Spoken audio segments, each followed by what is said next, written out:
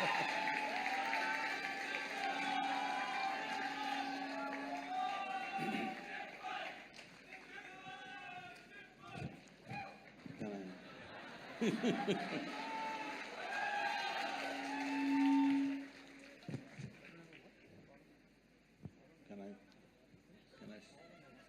I say something? Okay.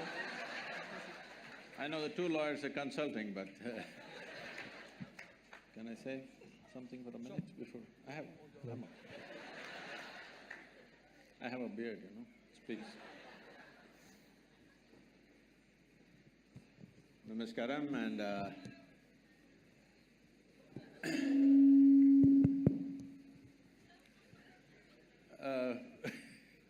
this Youth and Truth, how it came about is, in the last 3 decades that I've been active with people, this has been a constant refrain that many people, thousands of them, have said the same thing. It's a bit… can you move this little away from me, please? They've been asking the same question. They keep telling me, Sadhguru, 25 years ago, where were you?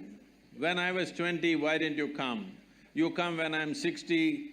If you had come when I was 20, I would have changed my life, but now you come too late. So I decided we'll step out and meet all those people who are below 25 years of age, and that's why we're here. Because what we are referring to as life I'm shouting a little bit. What we are referring to as life is essentially a certain combination of time and energy. We can make many things out of it, but essentially this life is a certain amount of time and certain amount of energy. Time is rolling away for all of us at the same time. It's rolling away at the same pace. If you sit, it goes, if you stand, it goes, if you work, it goes, if you just sleep, it goes, awake or asleep. Time is rolling away. It's the energy that we can manage. When you're youthful, or when you're in that segment of life which is referred to as youth, this is the time when your energies are at their peak and they're at their highest. Most youth do not understand this, that this level of energy, the intensity of energy is with you only in this stage of life, it's not going to last for a long time. Most youth will not understand this right now, but you must look at the older people and see they were also youth and it's happened to them and it's going to happen to you. So when your energies are at its peak, if you can bring a little more clarity and balance into your life, this energy could become a phenomenal force both for yourself and for the society and the country and the world that we live in. So it's in this context that this Youth and Truth has been launched. We hope that we will be able to bring some sense of clarity and balance into your life. After this is over, this is going on for about 3 to 4 months after this is over, we will also offer tools for transformation which will be available for all of you free of cost. It doesn't cost anything. Certain people are sponsoring these things, so it is going to go out on the platforms that we have, the online platforms. Simple things that you can do with your body and your mind so that your body and your mind never works against you. When I say your body and your mind never works against you, people are calling it by many names. People call it stress, anxiety, misery, madness, whatever you want to call it. All these things are essentially this, that your intelligence has somehow turned against you, that's all there is. Yes? If your intelligence turns against you, there is no force in the universe which can save you. So it's very important at this stage in your life, you make your body and your mind in such a way, your intelligence and your energy never works against you. There are enough people in the world to work against you. Leave it to them. You don't have to work against yourself. See, right now the situation is this, most people don't need any enemies, they're doing fine by themselves.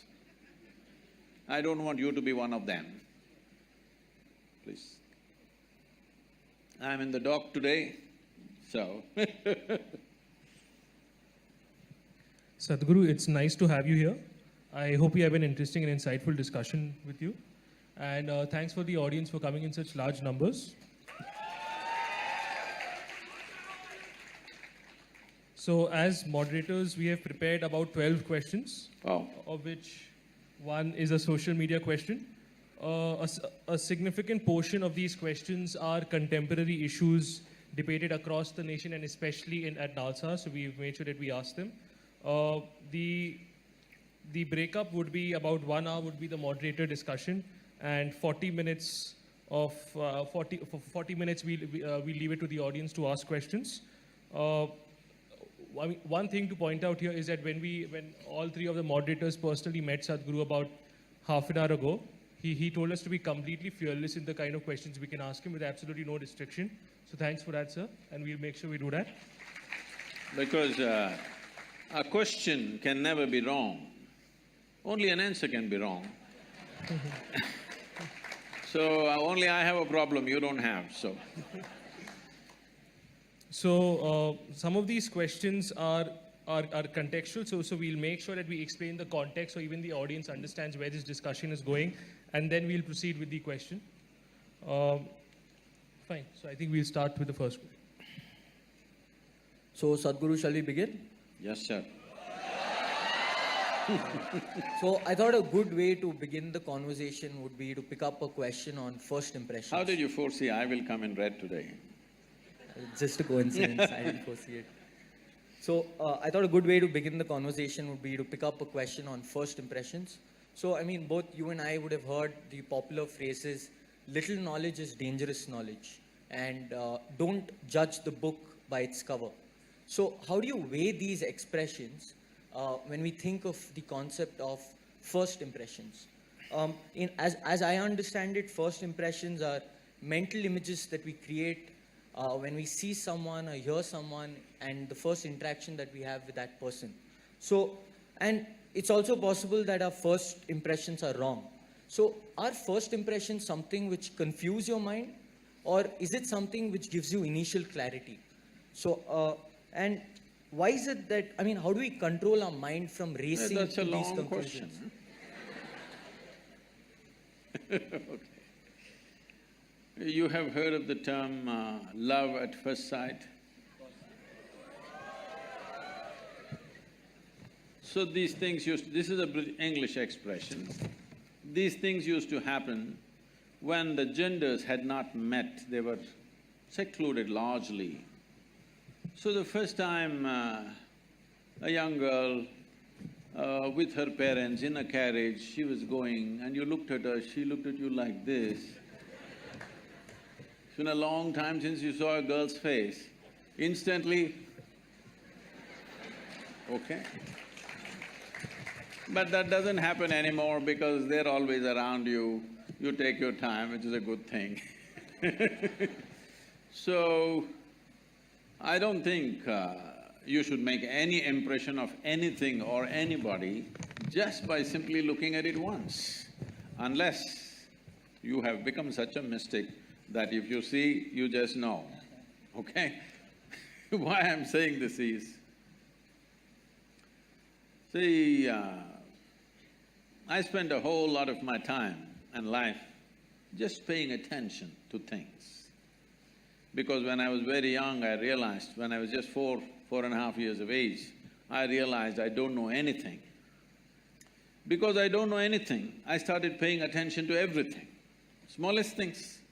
If I find a pebble, I will be looking at it for hours. If I find a leaf, I will be looking at it for many hours. If I sit on my bed in the darkness, I'm just staring at the darkness for the whole night. My dear father, being a physician, he started thinking, I need psychiatric evaluation. Because this boy is simply staring at something for hours on end without blinking, it looks like he's lost his mind. My problem is, I look at this and I don't know what this is, so I'm not able to shift my eyes to that. So I just stay with this. This went on like this, and in this condition they sent me to school. My mother said, you must pay attention to the teacher. I went and paid attention to the teacher. The kind of attention they would have never received in their life. About 9 years ago, this school where I studied almost 45 years ago, they invited me for their 125th anniversary. The trustees came to invite me. I said, see, why me? Because I was not just a not good student, I was not even a student.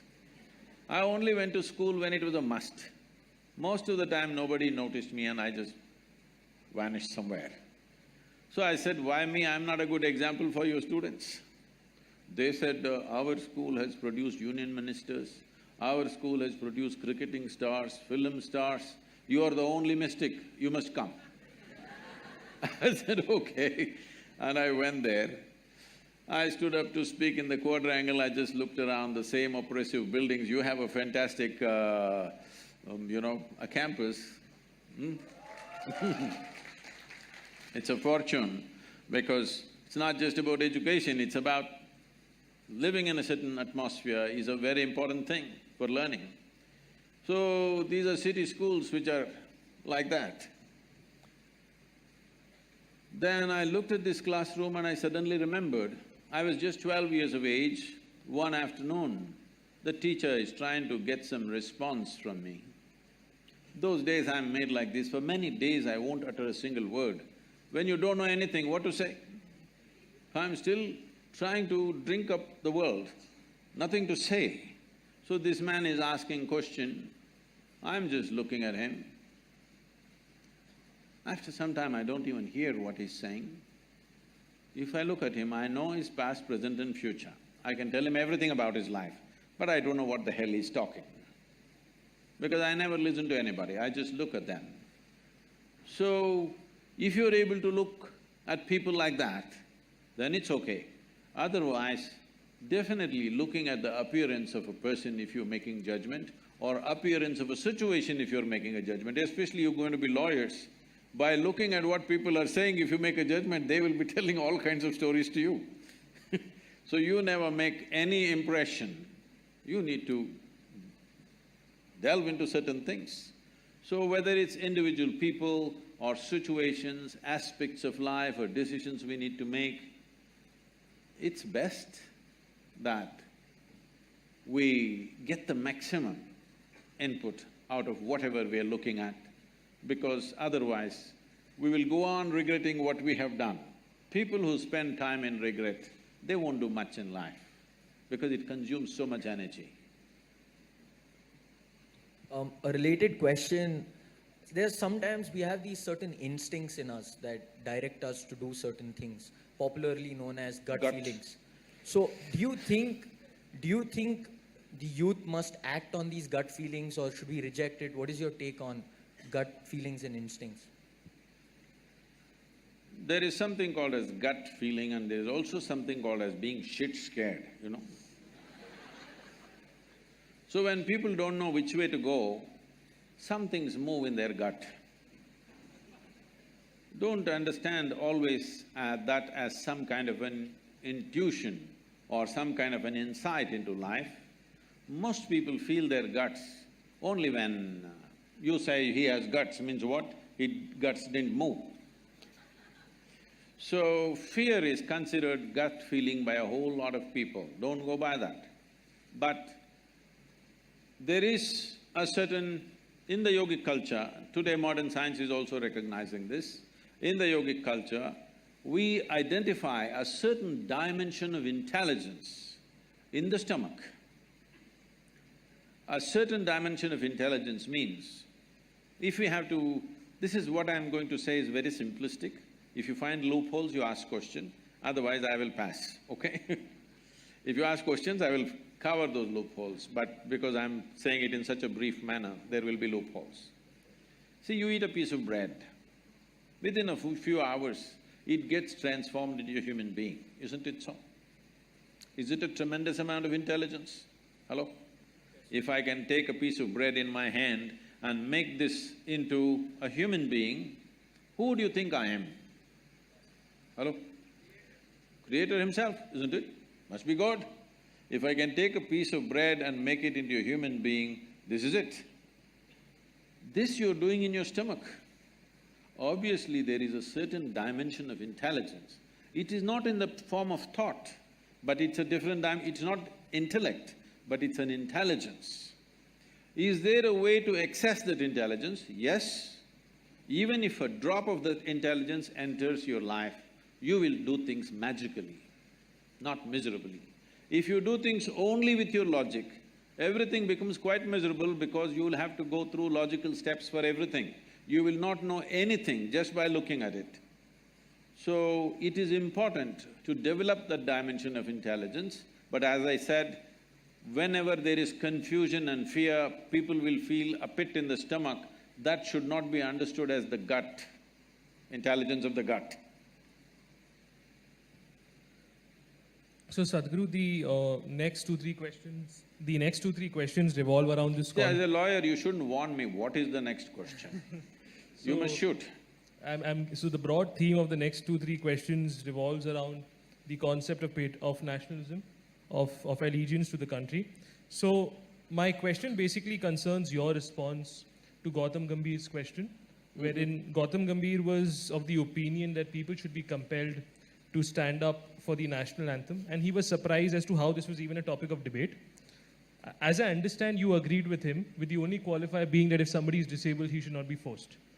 And… I'm not looking at it… Please complete the question. I'm not looking at it so simplistic, but… So, Sadhguru, my question is that should we not allow people to find out what their own interpretations of loyalty and allegiance are? I mean, we walk unaffected when women are raped. We walk unaffected when women are raped. We stop Dalits from entering public facilities. There are so many injustices that we do. So we can do one more. No, I mean, just because we go to the cinema and before gangs of Wasipur, we stand up for the national anthem, how does that become the criteria for having allegiance to the nation, of being a patriot to the nation?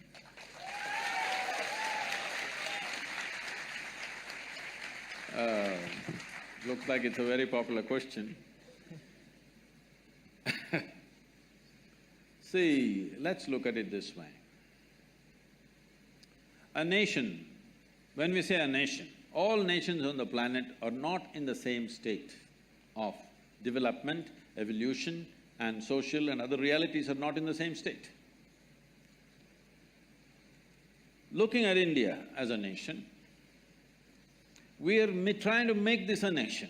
Still there is no real nation, because still a whole lot of people are identified with their caste, creed, many things, with their community, many things.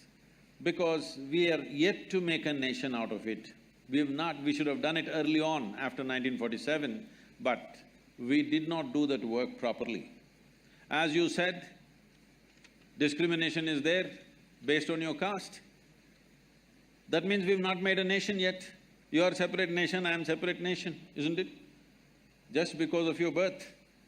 So if you want to make this a nation, there are certain tools, certain symbols, certain acts, and anthem is one of them, that we are trying to make a nation out of this.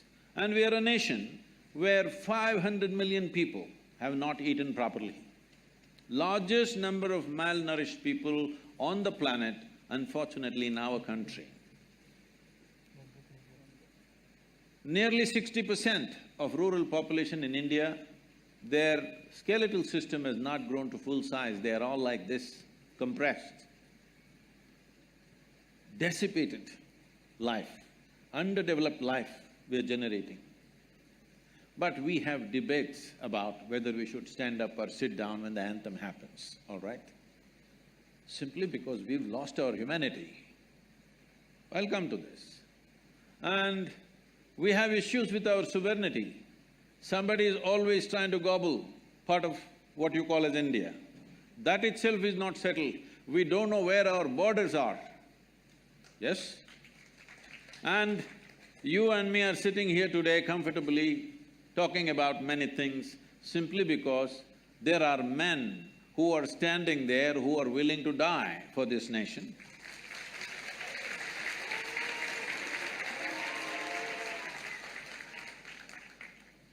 If you don't like it, it's fine. There are men and women who are willing to die for this nation. Every day they're dying.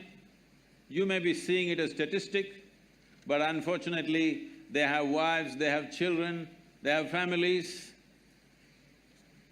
A man who stands there willing to stake his life, willing to make his wife into a widow, willing to make his children into orphans, at least please tell him, we don't care a damn for this nation, you also come back, what are you guarding against? Why should a man stand there guarding this nation when we are not willing to stand up for a simple symbol of the nationhood? It is 52 seconds, it's a shame. Now, the kind of arguments people are creating is, what if somebody is handicapped? Arre, don't we have that much sense? If somebody is handicapped, we will not ask him to stand up? What nonsense is this? He can sit like this, he can sit like this, showing some expression for the nation. Nation has to evolve. If this nation in the next 25 years comes to a place where all citizens in this country are well-nourished, we can bring down our nationalism and patriotism by 25%.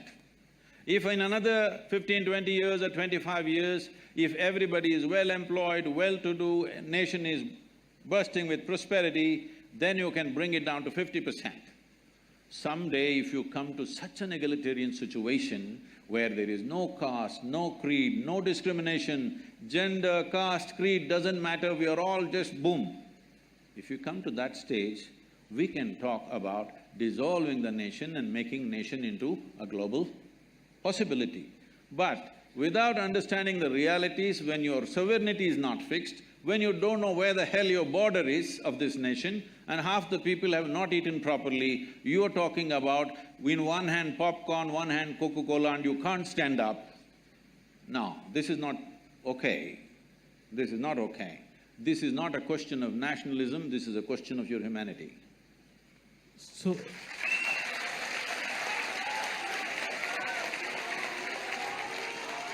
Sadhguru, if I could just follow up on that answer you made. So, as I understand, you said that there are individuals like soldiers who show their allegiance to the nation by fighting for the borders, fighting in the borders. We are not loyal because we don't stand up… Nobody talked about loyalty, please. No, we need to understand this. Nation is not a God-given entity. It is an agreement among us what a nation is. Yes? Nation is not some God-given thing. It's we who made the nation. There is an agreement what we will respect, what we will not respect, what we value and what we do not value in this country. So this is an agreement that we have made. So this is not a question of your loyalty. Maybe you're doing some great work, but you don't want to stand up. But I'm telling you, this is not about you who is well-to-do. This is about those people who are still not fed properly. This is about those people who are dying on the borders. This is about those people who are being rubbed down to the ground on a daily basis. So, Sadhguru, I completely understand. How will sitting help? Please tell me first. No, how does sitting help? If one person stands up and speaks, it'll be nice. If you can stand up for this at least. So could I complete the logical flow on the question I asked him and then we'll put it to somebody there? Is that fine? Or like, do you want to ask right now itself? Please take the microphone and speak, it's fine. Fine, so I mean, the reasoning which I understood is that there are individuals who are sacrificing for the nation. No, there is a condition. There are individuals who subscribe to the idea of a nation, and the implication is that individuals who do not stand up for the national anthem do not subscribe to the idea of the nation. Not true. I am not saying that. This is a very simplistic logic. I am not saying that. I am saying a nation is at a certain status of evolution. Do you understand? In this nation, we need an emotion to move this nation to a better status. For this emotion, everybody needs to participate. It's like saying, tomorrow you want to build a family. You go and tell your wife, see, I'm very agnostic, I will give you what you want, but I will not invest my emotion into this family. You think you will have a family? You think you will have one? So, Standing up for the national anthem and a few other symbols of that is just that you are creating an emotion, because nation is only in the minds and hearts of people. It doesn't exist anywhere else. There is no nation in the world. Nation exists only in our minds and our hearts. If it doesn't exist in your heart, how will it exist? It will cease to exist. So the last time we had, the last time in history we had forced acts of symbolism that resulted in Nazi Germany. I got you. All right, that's all thing. All right. See, this is why the problem is you have read European history, you have no idea of Indian history. Let's come to this. Nazi Germany was organized against somebody within that country. Right now, you standing up for the national anthem is not organized against anybody. It is not organized against anybody. This must be understood. First of all, let us be very clear. Without investing our thought and emotion, there is no nation.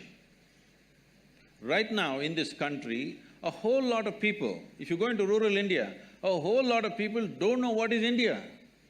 They know only their caste, they know only their community, their full allegiance is right there.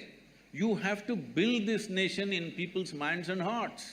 You don't build a nation just around. If you build a road and a bridge and something, nation will not happen. You have to build a nation in people's minds and hearts. This is a simple thing. Why should I stand up in a cinema theater? That's a question. No, not necessarily in the cinema theater, but how many of you by yourself will go and attend a Republic Day parade or go for flag hoisting on an Independence Day and stand up and sing the national anthem? You don't. So because the only damn place that you go to is a cinema theater, we are asking you to do it there.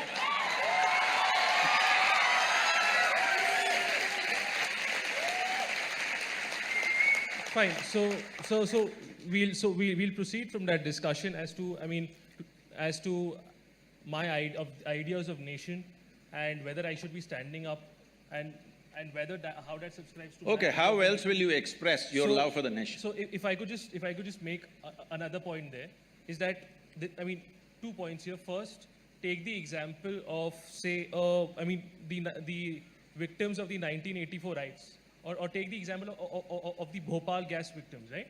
These people have been failed by the nation. These people have been discriminated upon.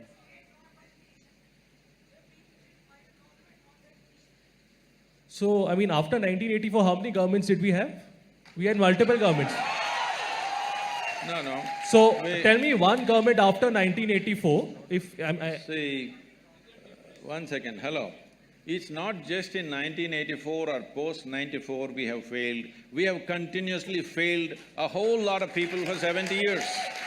When 50% of the country's population is still not nourished properly, we have obviously failed them. This is why I'm saying this is a question of humanity.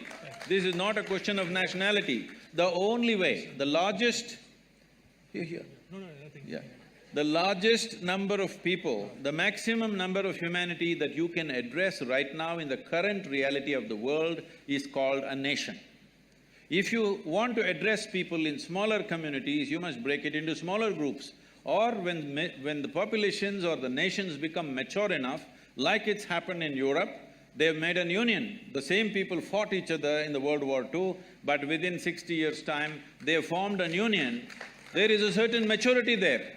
So here, they don't have to promote too much nationalism because there is a maturity of accepting everybody and opening up the borders and living as one larger union. So if such a thing happens to us, that someday we become an Asian Union, which we should aim towards on someday, then you can lower your nationalism. Right now you don't have a thing, you have not eaten properly, you're talking about other kinds of ideas and comparing yourself with Nazi Germany, which was in a completely different state. I'm saying you have ideals without reality check about your understanding of where we are, where this country is right now. Okay, so then, sir, I think this is something, I completely get your points, but I think this is something we'll disagree on it. I think if somebody has an issue, we'll. No, you should not disagree. You should ask more questions.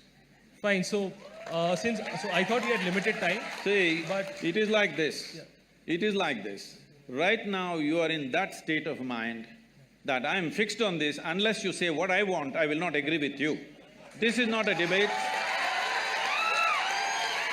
You asked a question. I have said what I have said. You ask more questions. So, my primary concern was that there was limited time, but if you're okay. No, don't with worry it, about that. I'm willing to spend the day with you. Because you've raised an issue where certain people, just for the sake of popularism, they're talking some nonsense without keeping the nation's interest in their thinking. Now, it's okay, don't shout. If you want to say something, take the microphone and speak. Anonymously, anybody can say anything. If you want to say something, stand up and speak, it's perfectly fine with me. All right? Just doing boo-boo, woo-woo is not going to help. Because this is a nation, as I said, I'm reminding you, you don't seem to have the pain in your heart, because I have traveled through villages and rural landscape of this nation so much. I have seen people in such horrible conditions continuously, even today. Just here, in this state, just travel around, see, it's one of the well-to-do states in the country. Go to the remote parts of this state and see how people are. Most of them have not eaten properly in their entire life, okay? When this is the condition, we have debating about nuances. 52 seconds, if I stand, my legs will melt down? No.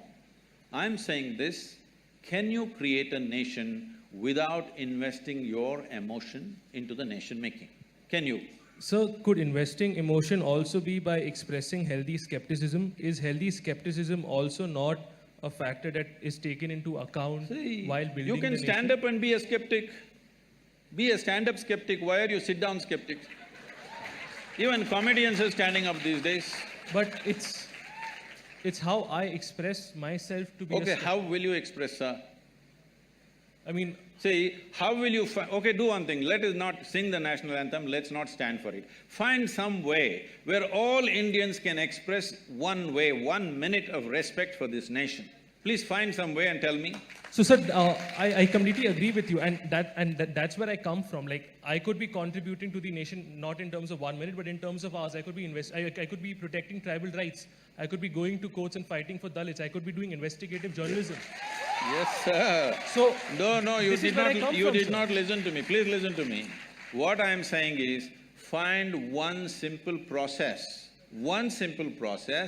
that all of us can use to express our love for this country. Find that. But then we will stop the national anthem and do that one. But so, why is it that we need a common idea of expressing love? I mean, if I have 3 children, all 3 of them will express love to me, will express their love to me in different manners. You need to understand this, your love for your country is not your personal romance. How you express your love? How you express your love to your friend or your partner is your business, we will not ask you. But when it comes to the nation, we are trying to put complex culture into one identity of some sort. Why don't you take a microphone and speak? Don't sit down and speak, or stand up, huh? You got legs, right? So, could somebody give the mic to Rohan Pratap Singh? You know their questions, please tell me. Fine, so…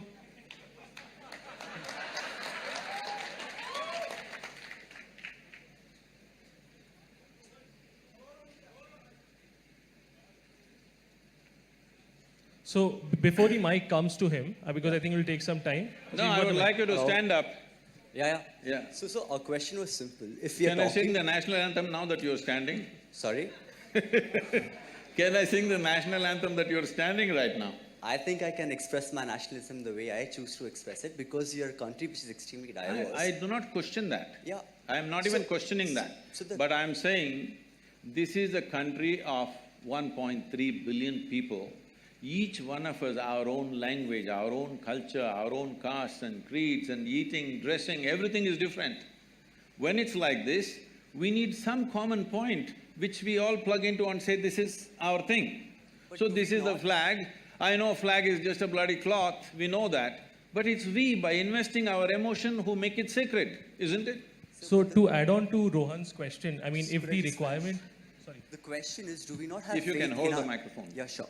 The question is, do we not have faith in our diversity? We are a country whose population is more than the population of Africa combined or the Americas combined. A country which has a population more in diversity than Europe must and shorten the Australia question. combined. I know these If we statistics. have such a diverse population where people can choose to express themselves in different methods to show their nationalism, to show their patriotism, where they're working on a daily basis for the betterment of the country, who is this particular we that we're referring to, who can all of a sudden decide the standard of what amounts to nationalistic expression and other expressions which are not? That's the entire question.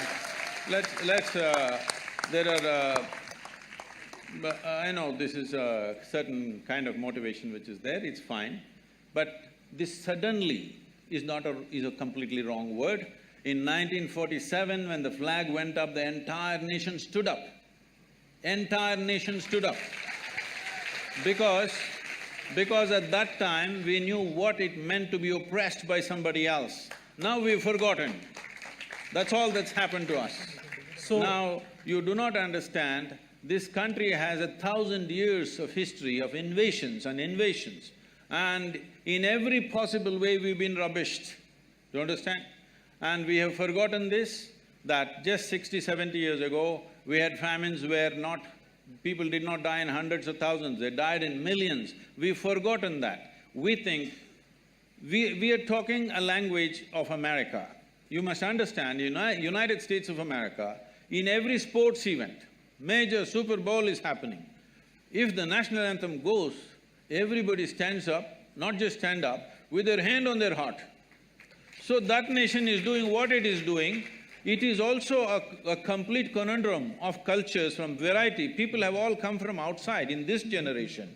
They're not even born there, but they all stand up with such pride. Because of that pride, that nation is the most powerful nation in the world. If you don't have pride, what do? So I apologize to the people in the audience. We will have 40 minutes. I'm sorry, Javi, we'll have 40 minutes in the audience discussion because, I mean, the co-moderators also have important questions to ask. I can't take up their time. You can come back to… I can't hear you. We can come back to national anthem in the audience questions if that's fine to you.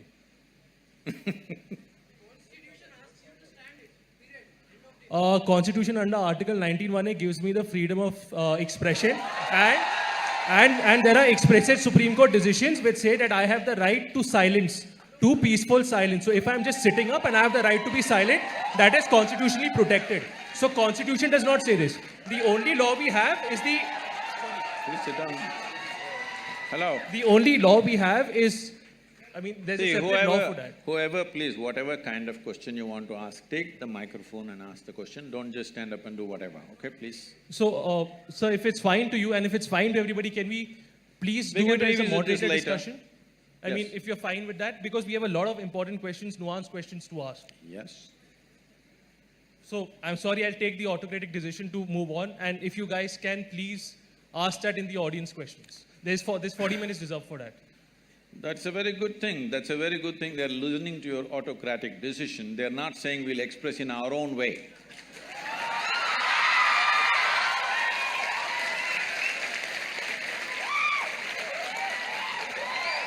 So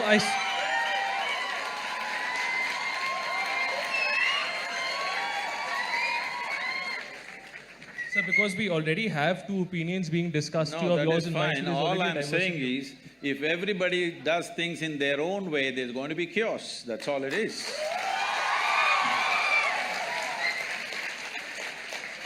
So we'll discuss this in the audience questions. So the next question, sir, Sadhguru, which I have, concerns the interlinkages between art and war. This is again, this comes back between art and war, between art and nationalism. So just to set the context, in Bombay, there were certain political entities which threatened that a particular film would not be released because it involved a Pakistani actor who, by the way, was working there, was working in India legally on a government-sanctioned permit. It was argued that releasing such a film would be disrespectful to Indians and to the Indian army. And there have also been similar instances of other Pakistani actors and musicians also being prevented from working in India. Now, my question to you, Sadhguru, is that what's your stand on this? Do you see this as extra-constitutional bullying or extra-constitutional censorship because there is no law which says I cannot hire a Pakistani actor? Or do you see this as a justified patriotic concern? See, anything that is not within the framework of law, nobody has any business to force it. The law enforcement should be able to handle it, but unfortunately that's not the reality in the country right now. Whether it is about a Pakistani artist or an Indian artist, it is not only about Pakistani. You saw this Padmavat, one big issue happening, somebody won't let you release. In Tamil Nadu it's happened many times because somebody doesn't like it. I'm saying if you don't like a bloody movie, don't watch it. That's about it. So, about India-Pakistan, there is unfortunately, there is a lot of continuous conflict happening. If it is not necessary for us, we must make a law like that. Till these things are settled, as they are saying right now, till it's settled, we won't talk. Similarly, till it's settled, we won't act, we won't sing, we won't do. But outside the framework of law, nobody has any business to enforce anything. Unfortunately, the way to become a leader in this country has been till now, you don't have to create anything, you don't have to build anything. You gather 100 people and block the highway for 3 days, make everybody's life miserable, you may get elected. So those of you who are shouting, you must understand this is not the way, because this is the person that he's talking about right now. People who will break the framework and do their own thing, just to have their way because they believe something. You can believe whatever you want. You can believe whatever you want. I can believe whatever I want. But we have come to an agreement that we will work within the framework of the Constitution, and that is our book right now. Other books that you read, a religious kind, nationalistic kind, whatever other kind you read, it's your personal choice, you can read whatever you want. But the nation will run by this book. If we find a flaw in this book, we have the freedom to amend the book. That's how we must go. First and foremost thing about building a prosperous nation is, we must be a law-abiding nation. If that doesn't happen, never well-being will happen to the people. Those who have the muscle will rule the nation. So, as I understood from your answer that in case there does not exist… Why do you interpret my answer? I think they understand. No, so Sadhguru, you look into all aspects of the answer and you give a complete answer. Sometimes maybe it's difficult for us to understand maybe what exactly you're saying, so sometimes as a moderator, it's my duty to clarify that. Okay, sir. So as I understand from your answer, Sadhguru, is that what you're saying is that if there does not exist any law which prohibits Pakistani actors from not being employed in Indian It's not just about that. Even where there were no Pakistani actors, many movies were not allowed to be released. There was violence on the streets. If we don't learn to put this down at the very first step, that somebody thinks they have a right to burn the buses. When the buses were burning, I called somebody who is a very responsible person in this country and asked, what the hell is happening in this country? For a cinema, you're burning 20-30 buses in some town. Then they said, Sadhguru, what to do, Sadhguru? These are Rajputs. All those women are dressed up like brides and waiting, over 100 of them, and they want to burn themselves. Suppose tomorrow, even if 10 of them burn themselves, it'll become an international situation that we cannot handle. Let some buses burn, Sadhguru. I said, this is some strange kind of wisdom. That is wisdom. But unfortunately, that is where we are. And even your national anthem question is related to this. Unfortunately, that is where the country is. Do not think just by reading law we are some law-abiding fantastic nation. People still do things by themselves. All this… the mob justice is still going on in this country. This is not in one place. In every village there is mob justice. Only a few things have been reported. If you know Indian villages, you know in the Indian village, things are settled by the mob. Maybe sometimes directed by the panchayat or something, nobody goes to the police because it'll take a long time. Court takes 25 years. Maybe that'll be good for your living and your business, but it is not good for the people. I lose something today, if my problem is going to be settled in 25 years' time, it means nothing to me. I will gather 5 people and try to get my own justice. This is the nation we are living in. Do not be in some utopia. This is the country we are living in, where still for a whole lot of people, there is no nourishment, there is no law, there is no any kind of enforcement. They are doing their own thing. You need to create a nation out of this. So, we'll move on to the next question. Is that, I mean, this is again on the theme of nationalism, is that there have been instances of governments spending huge amounts of money on building statues of national icon and heroes. To set the context, I'm from Bombay, and a huge number of people from Mumbai, including me, see Chhatrapati Shivaji Maharaj as an eminent warrior and icon. That being said, the government of Maharashtra recently allocated rupees 3,600 crores for building a Shivaji statue. Sadhguru, my question is that respecting national heroes and taking pride in history is important, but should it come at the cost of spending rupees 3,600 crores, especially when you have important socio-economic issues still pending? I mean, in Bombay, there have been bridges which have, which have fallen down. There are entire families who have been killed. There are public schools which have only received 25% of the funding. All the many things that we need to do in this country, there's not one thing or two things.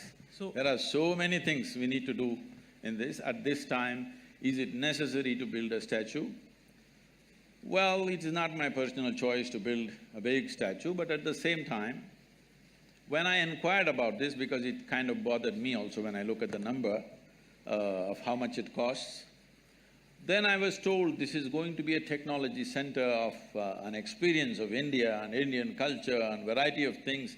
They want to make it a tourist attraction of the tourist attraction in the country, Mumbai being the commercial capital.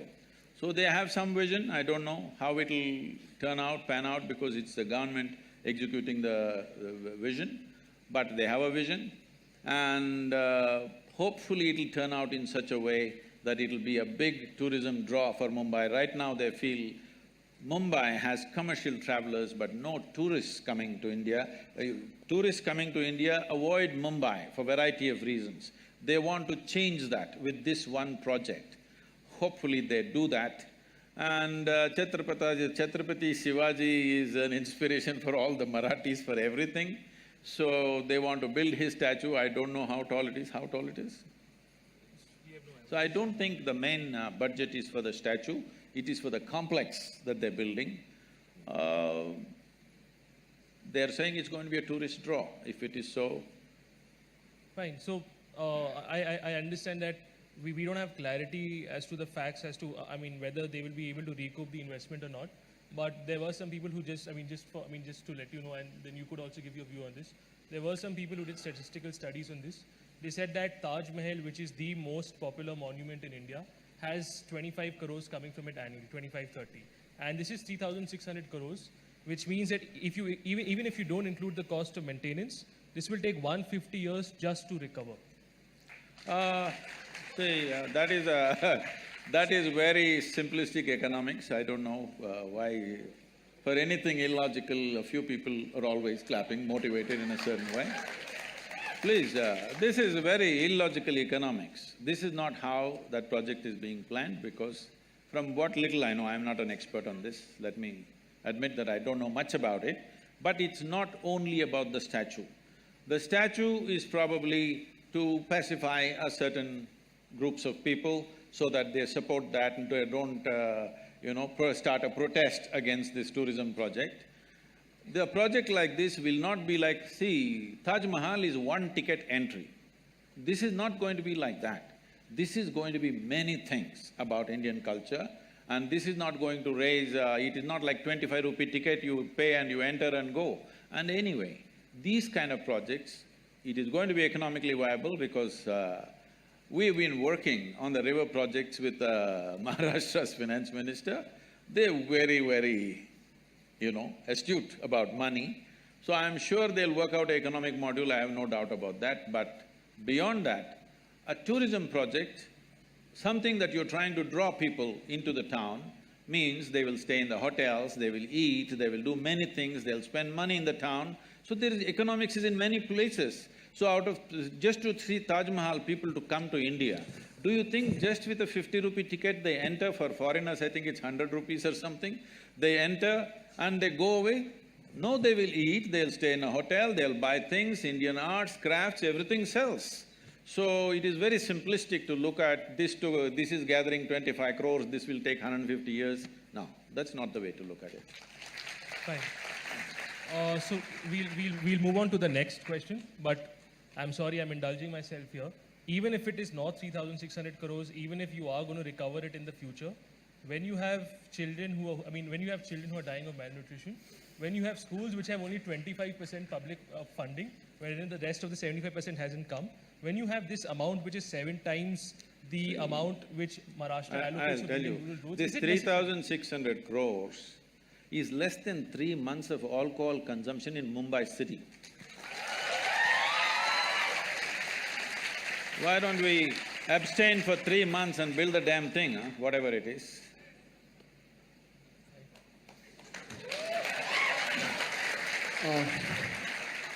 Okay, Sadhguru, we'll now move on to the next question. This is more related to spirituality, so this won't have that much controversy, I guess. This is even more controversial. Okay, I'll try to bring in the controversy here. It is a common notion among people that spirituality is a rich person's area. So even if you look at the people who have gathered around here, we are all pretty much well off.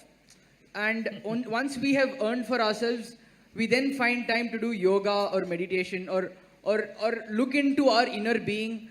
But as we were discussed all throughout the whole discussion till now, there are… yes, you yourself have said that 500 million people are still malnourished, and there are so many people in this country who are daily wage workers who at that point of time, spirituality and learning of their inner being would not be the most important thing for them. Their most important thing would be feeding themselves and their children for the next meal. Really, you think so? You do one thing, you go to any so-called spiritual event in the country, will you see rural masses there or people like you in denims? Who will you see? So, don't make conclusions which are not even true. Are we trying to prove something or are we trying to look at truth? The truth of this nation is, we have kept our populations in extreme, abject poverty. Nourishment is missing, leave anything else. Nourishment is missing. In spite of that, I must tell you this, people ask me these questions wherever I go in the world. Sadhguru, so many spiritual teachers and masters, so many great beings have come in India, but why are we so poor? Why is India so poor? Where is the spirituality? Well, you know this, 250 years ago we were the richest nation on the planet. Everybody wanted to come to India. Why do you think of Vasco da Gama or that Columbus who made that mistake? All these people set off in the oceans that they did not know, and over 100 expeditions in the ocean drowned. Nobody ever wrote about them, all right? Because nobody writes about people who drown in the oceans. So why was everybody in Europe trying to come to India? Because it was the most prosperous nation. Well, in 250 years we got cleaned up. We can't… well, somebody did it to us because we can't just blame them because it is also ourselves who allowed that thing to happen to ourselves. Now we are trying to build back, all right? But even though you kept them in such abject poverty, wherever these people went, they made sure not a bit of the local culture remained. Just look at North America, South America, Australia and large parts of Africa, anywhere. This one culture, after 1,000 years of invasions, we've still kept our culture and our spiritual process. Not for nothing. Where we are, you know where our yoga center is, there is a police station about 12 kilometers away. This police station is supposed to service nearly 250,000 people in different levels of economic situations, all right? Some are rich farmers, some are medium, some are really poor, there are tribal communities, everything. There are only now, in the last 30 years I've been there. At a time, there was only 7-8 policemen with a ASI. Today, there are about 14 to 15 policemen with a SI. This is an upgrade that happened 3 years ago. Otherwise, even now, with these 14 policemen, 2 or 3 will be on leave because of something or the other, and 3-4 are on night duty. Hardly 7-8 policemen for 250,000 people. And these are poor people living in small huts. People are driving in Mercedes cars up and down, but they never pounced on them, killed them and took what they have. It never happened. This is spirituality, if you've forgotten this. This is spirituality, you understand? Well, you don't stretch this too far. You don't take their spirituality too far. You have to settle what they need in their lives as quickly as possible, otherwise they won't hold for too long. But it is because of that spiritual process, we as a nation have survived in spite of all the abuse that's happened to us. And don't say rural masses don't have spirituality, they are the ones who are really on. Urban masses are losing it, isn't it? No, my question wasn't towards rural masses. Mine was like, for example, I'll just… Poverty, right? Not poverty as such, but for people who are working every day, like for example, the maid in my house, for example, let's say she works in 5-6 different houses, she probably is able to make 4,000, 5,000 a month. And at that point of time, she would try to… the most important thing going in her mind would be educating her children, probably feeding herself. I am saying that they do deserve to have the self-awareness and the spirituality, but how will we… How will we do it? If you do not know this, 70% of our work is in rural India, where the poorest of the poor are, okay? Poorest of the poor are in rural India, 70% of our work is in rural India, and it's free. It's free of cost. You walk with me in Tamil Nadu, you go into a village, the entire village will gather. Not for money, not for something else, because they know there is some tools of transformation which they can make use of.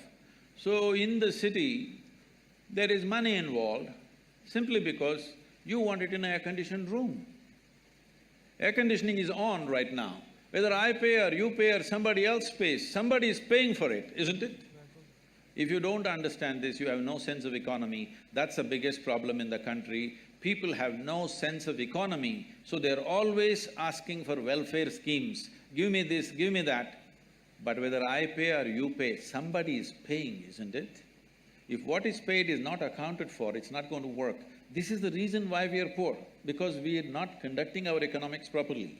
Now, spiritual process is about inner strength, especially if you are going through hardships. Inner strength is most important or no? That is the time to remove it. Is it there for the rural masses? Definitely there. Much more. 70% of our time we are investing. But when I come to the city, when I come to Delhi, activists come and invite me. Why are you only meeting the rich and powerful? Why are you not coming to the slum? I said, the whole goddamn country is a slum, and I'm traveling all over. When I come to Delhi, I want to meet only the rich and powerful. Let it be very clear to you, I'm not going to come to the slum in Delhi, because the entire country is a slum if you have not seen. Thank you, sir.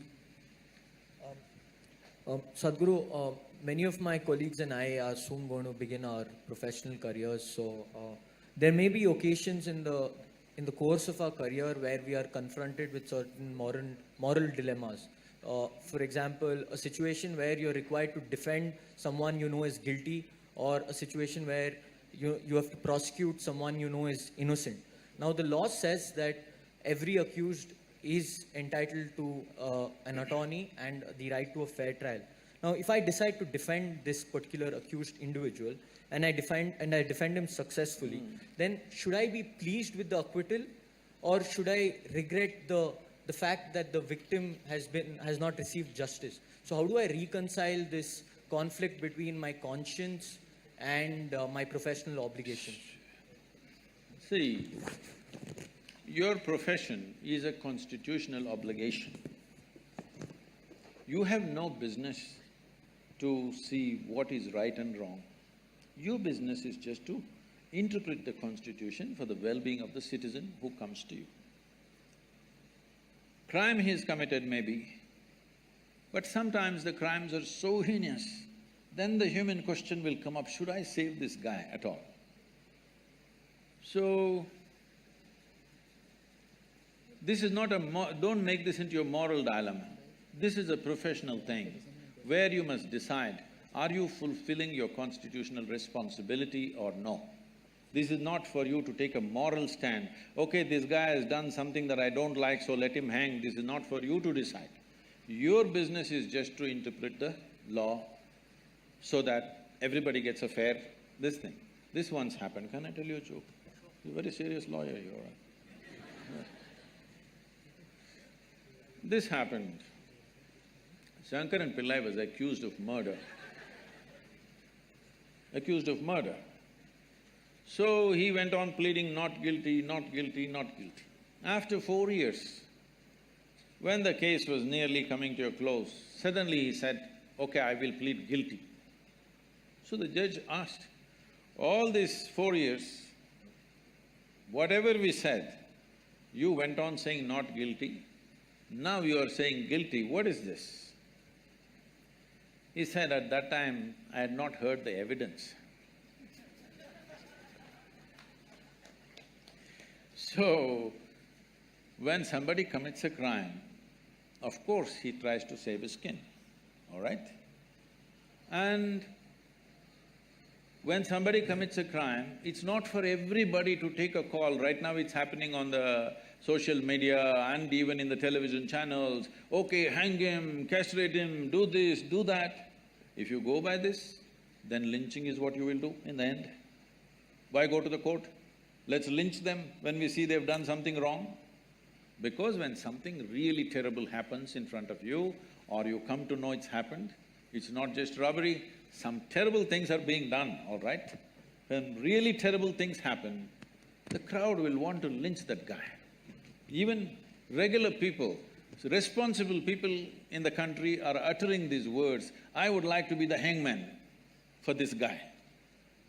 So why they're saying this is, yes, your humanity burns when you see such things happening, but you as a lawyer, your business is just to interpret the law, to stay within the framework of the constitution. It's not for you, because you know this guy has committed the crime, it's not for you to take a gun and shoot that guy in the court. That's not your business.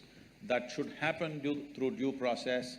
Even if it looks unjust, what is unjust is the length of time that these legal procedures are taking. If we want justice to be reasonable and human or humane, it's very important, the time has to be reduced. This time is killing people and this time is making people do extrajudicial stuff simply because the amount of time it's taking. This has to change. So, I mean, it was an extremely insightful explanation wherein you talked about why certain mobs or why certain individuals take law in their own hands. May it be the judicial delays, may it be the time-consuming process. Just one clarificatory question I had here is that while the absence of adequate legal infrastructure might propel them to do such acts, are such acts justified despite the inadequate legal infrastructure? That's one question. I thought I made that extremely clear in the previous answer. Anything outside the framework of law, the moment you think it's all right, however nice and right it may look to you, then you're breaking the nation. May it be as a lawyer or as a citizen? Even as a citizen. But at the same time, when there is no law, when the law is skewed in somebody else's favor, I know I will not get justice, something terrible happens to me, you can't stop this human being from doing it. So it is both ways. Is it correct? It is definitely not correct. Nobody has the right to do it. But you cannot use that position and keep on keeping people in a state of injustice. They will act in their own way. So, legal reforms need to happen rapidly, otherwise you will see things going, people taking it in their own hands. Thank you for the answer.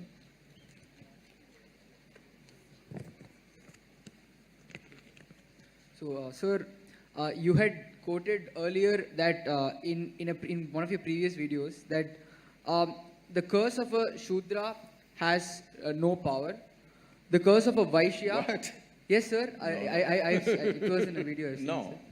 The curse of… You must have heard somebody else, not me. No, sir. I did… Okay, fine. Let's move on to the next question, sir. Okay, no, complete the question. No, because I'll answer this. I saw the video yesterday, Okay. sir. So, no, it's a question on the curse of a Shudra or the yogin power of a Shudra has, will not amount to anything. That of a Vaishya, you may lose a meal. If that of a Kshatriya, you may lose a limb. And that of a Brahmana, you may lose everything. And my question here is, and you had also stated that this Varna system was not based on birth, but was based on the occupation that person had and the qualification of the occupation. So my question here is, since the karma of a Vaishya or a Shudra is defined to them and they are doing their duties, how is the power of one more than that of the other? No, I think this is completely misunderstood. Let me put this in the right perspective. Right now, you're going on the street. We said it is an occupation, it's not by birth. We are not talking about a caste system. By occupation, those who did menial jobs were considered one. It is over a period of time it became by birth, okay? This is a class system which became a caste system over a period of time, thousands of years. And then it became discriminatory, unfortunately. Anyway, right now, suppose a man who is sweeping the street got angry with you. At the most, he will take some filth and throw it at you. Yes? But a big businessman in the town got angry with you. He will do something else to you. Kshatriya means today, a police officer or a political leader got angry with you. Much bigger damage will happen to your life, isn't it? Now, there were people who had attained to certain inner capabilities. If they got angry with you, really damage would happen to your life. This is what is being spoken. Please do not misinterpret as caste system and Shudra has… No, you started off with Shudra has less cursing power. That is so even today, isn't it? Those who are doing menial jobs, do they have the same capacity to damage your life as a person who is in power? That's all that's being spoken there. Thank you for the answer, Sadhguru. The next question is something which all students deal with is, how does one figure out their passion? And should one necessarily follow their passion even if it means sacrificing comfort, lifestyle or geographical proximity to family? And should passion always override such considerations which might also be important in their own right? See, let us understand what is passion.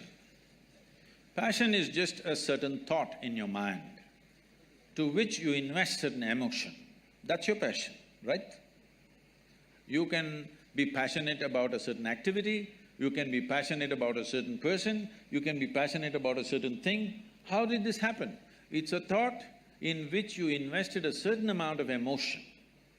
I'm saying, if you know this, and if you know how to generate thoughts consciously and invest emotion consciously, this wouldn't even be an issue. Right now, passions are happening compulsively. What happens compulsively will lead you wherever it leads you. Sometimes it takes you to a good place, sometimes it takes you to a bad place.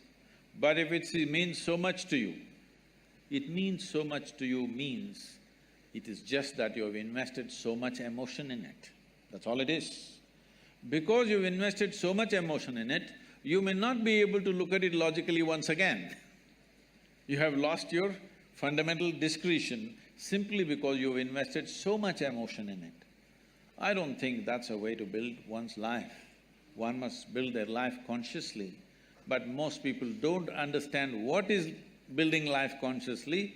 They only do things by chance.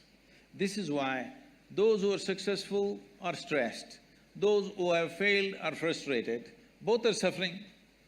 What else should happen in their life? That's what they need to look at. What needs to happen in their life is, they must learn to conduct their physical body, their psychological process, their emotional process and the fundamental energy process in the body consciously. If this happens consciously, this will happen the way you want. If this happens the way you want, you living joyfully or blissfully is a natural thing. In the world, what you do is not according to your passion. In the world, what you do is what is most needed today. That's what you must do. This is my passion. The world doesn't need it, but you keep on doing it. What is the point? So just a follow-up on that question about the world, I mean, certain things we need to done to improve certain issues or to remedy certain problems. Now, from my limited understanding, or at least what we learned in textbooks, is Buddhism talks about how we should not be attached to something, or how in certain cases we should be detached.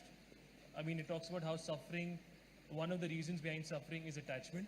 Now, my question to you, Sadhguru, on this is that how can I attempt to remedy injustice if I'm not sentimentally affected or attached to a particular cause? How can I help a particular friend or empathize with him if I'm not attached with him? So this obsessiveness or attachment, is it necessarily bad? See, this attachment-detachment business is a misunderstanding that's come out of the Gita in this country. People misunderstood Krishna like nothing, in the sense, people think Krishna is talking about detachment. Please look at his life. His life is involvement, isn't it? If you look at the scape of whatever we know about his life, whatever little we know about his life spells involvement, involvement, involvement with everything around him. So this person unfortunately is being accused of detachment. See, if there is no involvement,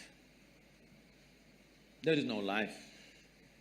You can only know life with involvement. Even if the meal that you eat today, if you're not involved, you will not know what it is. Without involvement, you cannot even taste life. Not possible. People are talking about detachment because of fear of suffering. Fear of suffering has come because when they involve, they get entangled. They do not know how to get involved, they just get entangled. Entanglement is happening because your involvement is very discriminatory. Is that sinking in? So I should be equally involved in everything, is what you're saying? I mean… Tell me, if you are less involved in your breath and more involved in your eating, you think life will work? See, breath is involuntary, that's why I'm using the word breath, because it's involuntary, you don't have to do anything, it's just happening. But we're involved by keeping the air conditioning on, otherwise we'll suffocate. This is our involvement, we turned on the machine. We may not be consciously breathing, all right, but we are involved.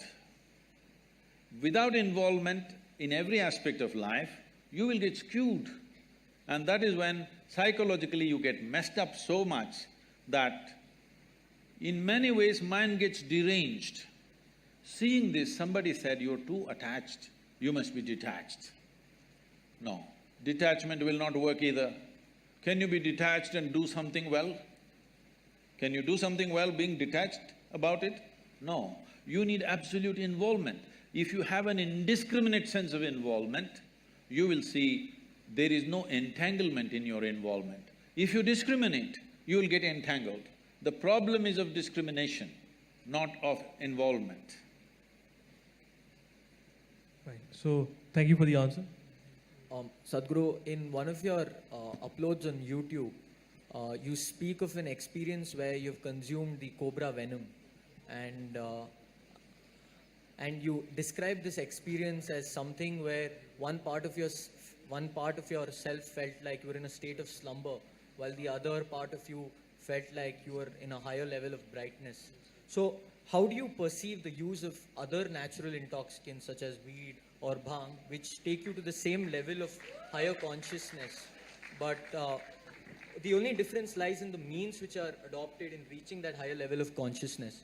So, why has the consumption of weed in India remained a stigmatized subject? And fortunately for us, we have a senior minister in the Narendra Modi cabinet, Mrs. Maneka Gandhi, who's come out in support of legalization of marijuana. So could you also tell us what your take is on whether or not marijuana should be decriminalized, given that there is enough evidence to suggest that there is medical benefits associated with the consumption of marijuana? Medical benefits are for those who are sick, isn't it?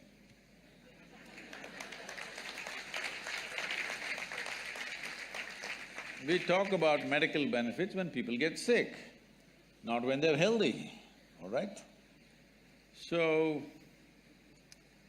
I'm glad you've been doing some research about finding that cobra venom thing. We are not consuming cobra venom on a daily basis, we are consuming mercury on a daily basis sometimes. But that is not for intoxication, nor do we need cobra venom for intoxication. Just look at my eyes and see, they're always stoned. Really, don't put your head down, just look at me and see. I'm always stoned. I never touch the substance. But is it true that this human mechanism is the most sophisticated chemical factory on the planet? Hello? So if you know how to manage this well, you can produce what you want in this. Anyway, there was an Israeli scientist, you might have heard about him because you've done so much research on this aspect. He was doing research on cannabis and its impact on the neurological system. So he started this research in the United States. Every year he was getting some 15 kilograms of cannabis. For almost 12–13 years he got this, and he produced no results. And in 1980s, when US drug agencies, the agencies which were working against the drug smuggling and stuff, they decided to not hit the suppliers but hit the market. So the street was burning with police action. At that time, the police and the agencies said, this guy is getting 13 kilograms per year. We have not seen any paper from him, it must stop. So they stopped. Then he moved to Israel and he showed what he has done, and they supplied marijuana for him as much as he wants. In about 4.5 years, he came up with this. He said, there are millions of cannabis receptors in our brain. But why? So he threw this information to all kinds of scientific disciplines to find out why in human brain there are millions of cannabis receptors. Well, naturally the anthropologist said maybe at some time the whole humanity was smoking. But that's not possible because many parts of the world it doesn't exist. But even there, they have.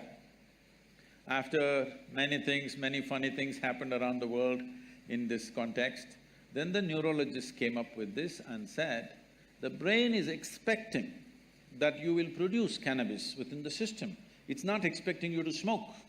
It's expecting you produce that so that it becomes a mood equalizer for you all the time. But most human beings have become inefficient chemical factories, or they're just lousy CEOs managing a great factory. So they start smoking from outside.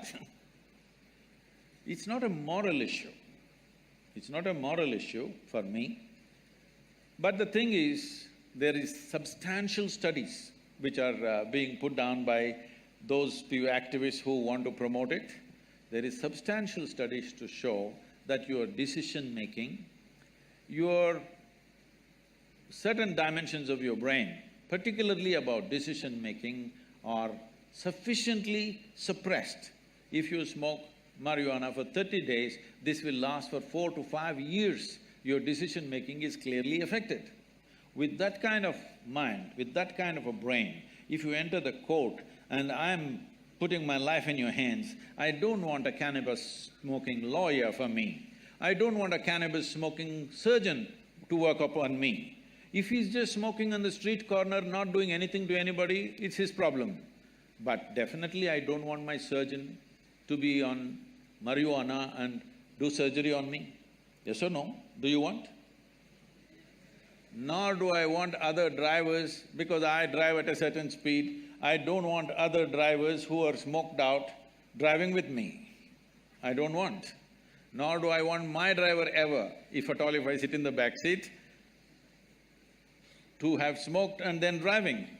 If you want that, you choose, but we don't want that. Most people don't want that because they know what it'll lead to. So what we are looking at recreation, we have made it this way. What this means is essentially, today, 70% of the American population is on prescription medication, rest of the world is trying to catch up. But yes, rest of the world is trying to catch up. People are starting medicines very early on their life. The remaining 30%, of course, are going on things that you're talking about.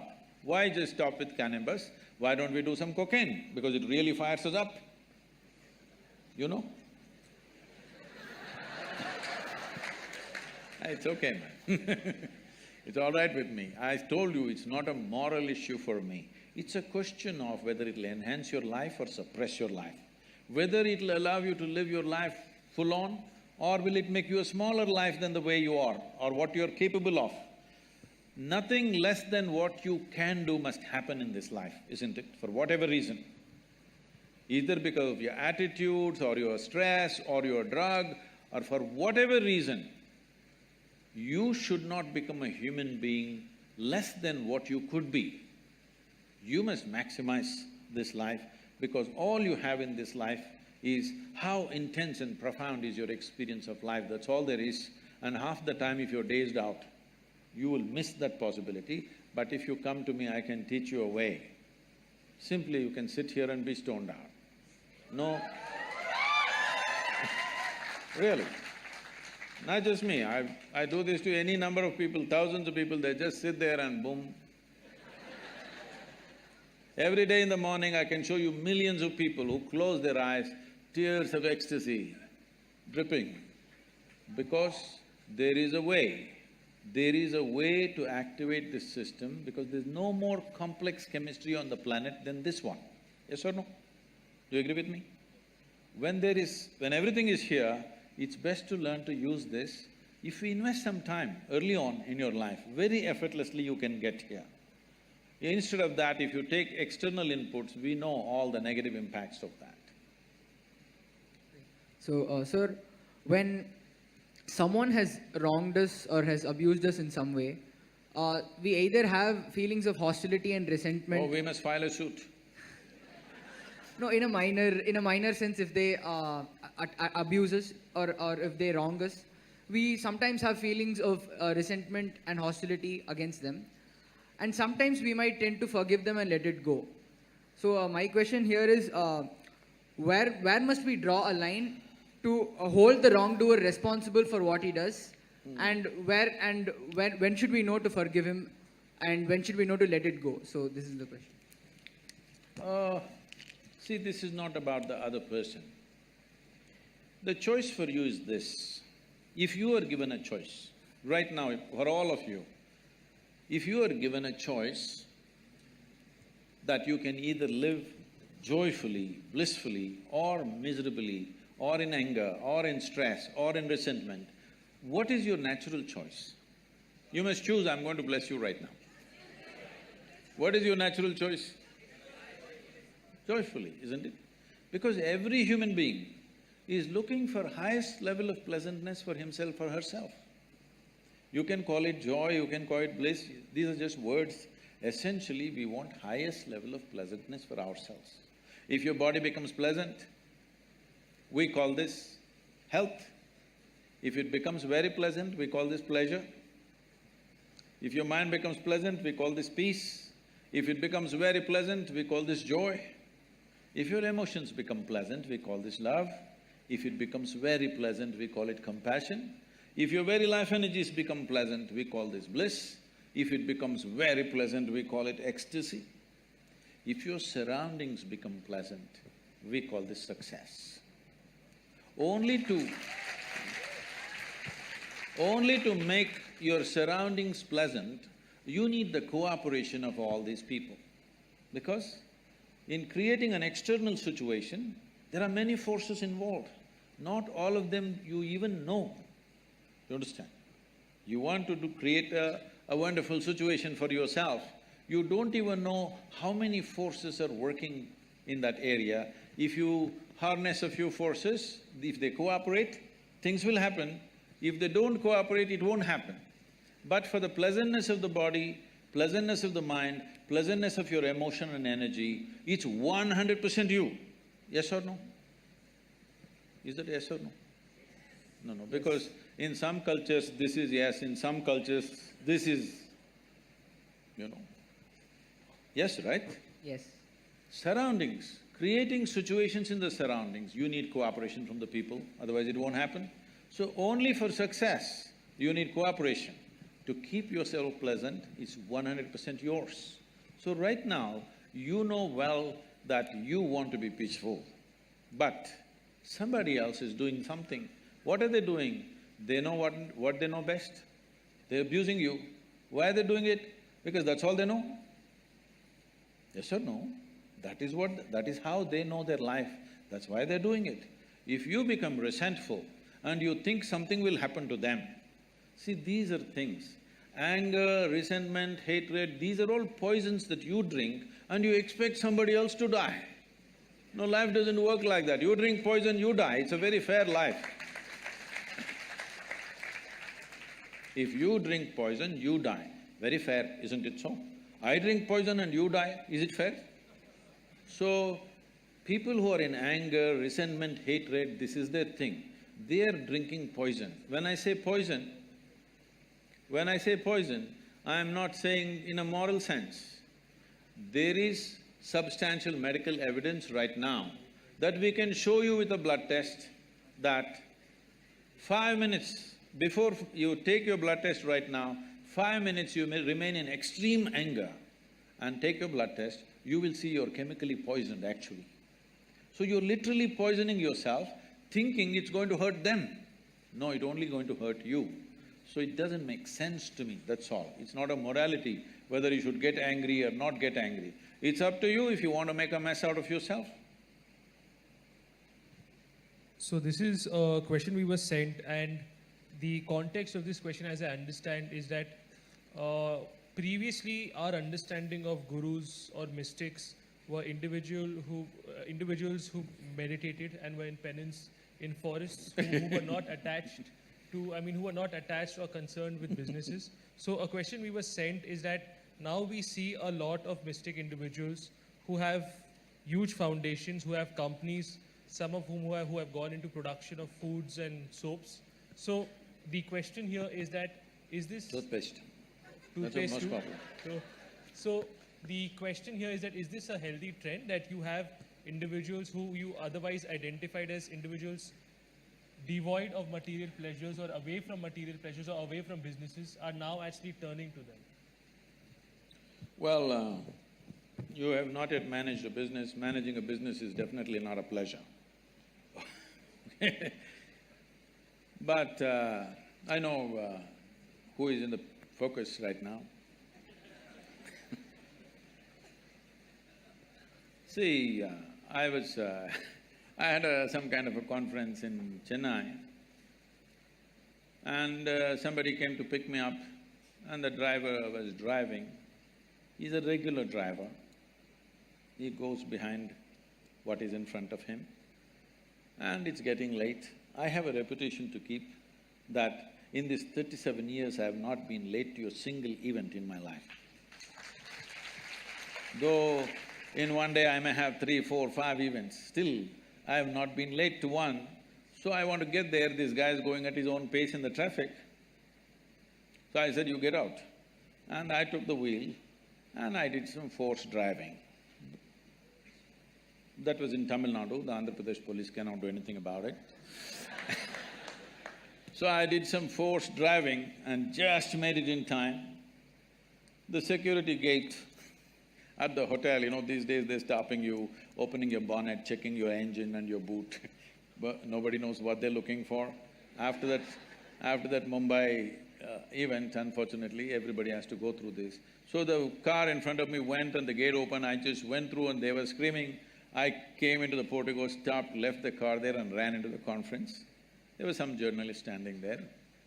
After I finished the thing and I came back, they said, in ancient times, yogis used to walk.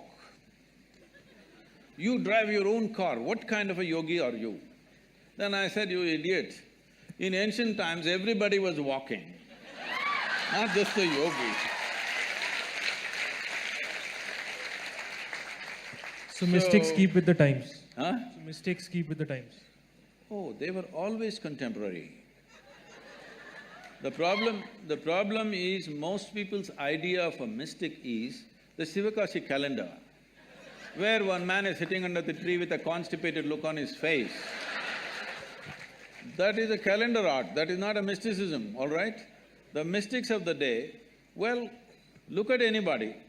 If you call Krishna a mystic, he was working with the kings all the time because he wanted to transform the political system. If you see Gautam Buddha, always working with the kings because he wants to transform the political system. Without transforming the political system, people will not benefit. So always, the gurus were always around the kings, not because of their palaces, because of their concern, unless the one who rules transforms himself, there will be no benefit for the people. Right from ages, you go back wherever you want, always they were around the kings, not looking for crumbs in the palace, but simply because unless you transform that one fool, the country will not change. So it's been indicated to us that, there's a lack of time, so what we could do is that I have a question on section 377 and Angad has a question on something else. If I'm not wrong, 377 will be taken up by somebody in the audience, so I'll let that go. Or if it's… does anybody in the audience have that question? Then I'll let it go. Does nobody have a question on that? Fine. So when somebody asked you for your views on section 377, you talked about how we should not be entering into people's bedrooms, how they should be given the privacy, how we should not be criminalizing this. That being said, there was a statement after that which me and a lot of Nalsarites didn't understand as to what was the context or the basis of that statement, is that it should not be promoted. What is this, it should not be promoted? See, right now, there are people, large majority of the people are heterosexual. You don't have to promote it. Anyway, they will do what they have to do. Similarly, if there is homosexuality among a certain segment of people, no need to promote, they will do what they have to do. And what a heterosexual person is doing in the bedroom, does anybody inquire what is he doing? They should not inquire, it's not civilization, I'm saying. Similarly, no matter what the hell you're doing in your privacy, we will not even inquire, I'm saying, because we're not interested. What you're doing with your body is not my interest as long as you're not harming yourself. If you're damaging your system, then maybe we have to intervene. Otherwise, what's my business what you're doing with your body? The question I have on that is that, yes, as far as heterosexuals are concerned, they are a large majority. When it comes to homosexuals, there exist social prejudices which prevent them from coming out and acknowledging what their sexuality is. In that context… That was because there was a certain law. You must understand, this law was made by the British. The British made this law because the English soldiers that they brought from England to manage this large nation, they did not come with their wives and girlfriends, they came all men. So homosexuality was all pervasive among them because they had no options. So because of that, they brought this law which is actually said as buggery law, okay? So that was made in a certain context. So now the Supreme Court, the highest court in the country, has removed it, it's finished. What is the debate continuing about? But I might be wrong as to what the opinion of a large portion of the population is, but I don't think I'll be wrong in saying that there do still exist significant prejudices against homosexuals. And in that context, should we not be allowed… That is what I'm saying. Why should you tell me that you are a heterosexual or homosexual? Why should you tell me, huh? Your partner knows what you are and that's all that matters. Why should I know? But you want to tell me, and I must have the right kind of emotion towards you. Why are you expecting this from people? Sadhguru, the point I'm arriving at is that I might not be able to acknowledge my own I will not be able to acknowledge it to myself, leave alone to anybody else, unless and until this social prejudice and until homosexuality comes out in the open. Just to give an example, once a lot of celebrities came out that yes, we are homosexual, other individuals who were also homosexuals but were scared of identifying themselves as such also accepted their sexuality. So in that context, could promotion probably make sense? We're making a mistake. Sexual preference is not sexuality, they're two different things, all right? Sexual preference is a different thing. You're making it like it's a kind of a new species. It is not, I'm saying. We're all human species, Different people have different choices, it's up to them. There is no need for you to go about making some kind of a campaign about it. It's not necessary because you will inevitably get the hit from others who don't see it that way. Where is it needed, I'm asking? It's a personal choice. Yes, I might get the hate, but I also might, I also might be able to allow other people who are suppressed in their understanding of what their sexuality is come out in the open and acknowledge what their sexuality is. It might help them. See, the thing is, what you're demanding is that everybody should acknowledge whatever you do. People may not acknowledge. What's your business? It's legal. Leave it, no. You're not going to prison for it. That's about it. Just leave it. I don't like it, so what does it matter to you? Somebody doesn't like it, what does it matter to you? It should not matter, that's all I'm saying. It's within the framework of law, just leave it. So, Sadhguru, there's one last question in this segment, or would you like to move to the next segment? We have one social media question. Whatever, sir. You're the boss, sir, whatever you say. So we'll pick up the one last question. The theme is coexistence and fear. So clearly you have this strong affinity for the species of snakes. Now, fun fact, and you've also gone on to say that… I have a strong affinity for all species. But people take pictures only when I pick up a snake. When I pick up a grasshopper, nobody does it. You've gone on to say that there's no such creature which is as perceptive as the snake. So, fun fact, Shamirpet is a snake-infested area. We have loads of snakes around campus. Yeah? Yeah, in Nalsar. So it's not snake-infested. This was their homeland Exactly. and you have invaded. Exactly. That's something everybody agrees That's something on. everybody acknowledges. We have come to their homeland. So this is where my question is going. Is there any specific reason why we are so fearful of these species when they themselves are equally fearful of us? So how do we train our mind to overcome this paranoia? And the larger question is, how do we ensure a mutually sustainable habitat where we do not disturb the balance between the human-animal interaction? See, there are many questions. I don't know what's the level of interest in snakes, accordingly I will go. Hello?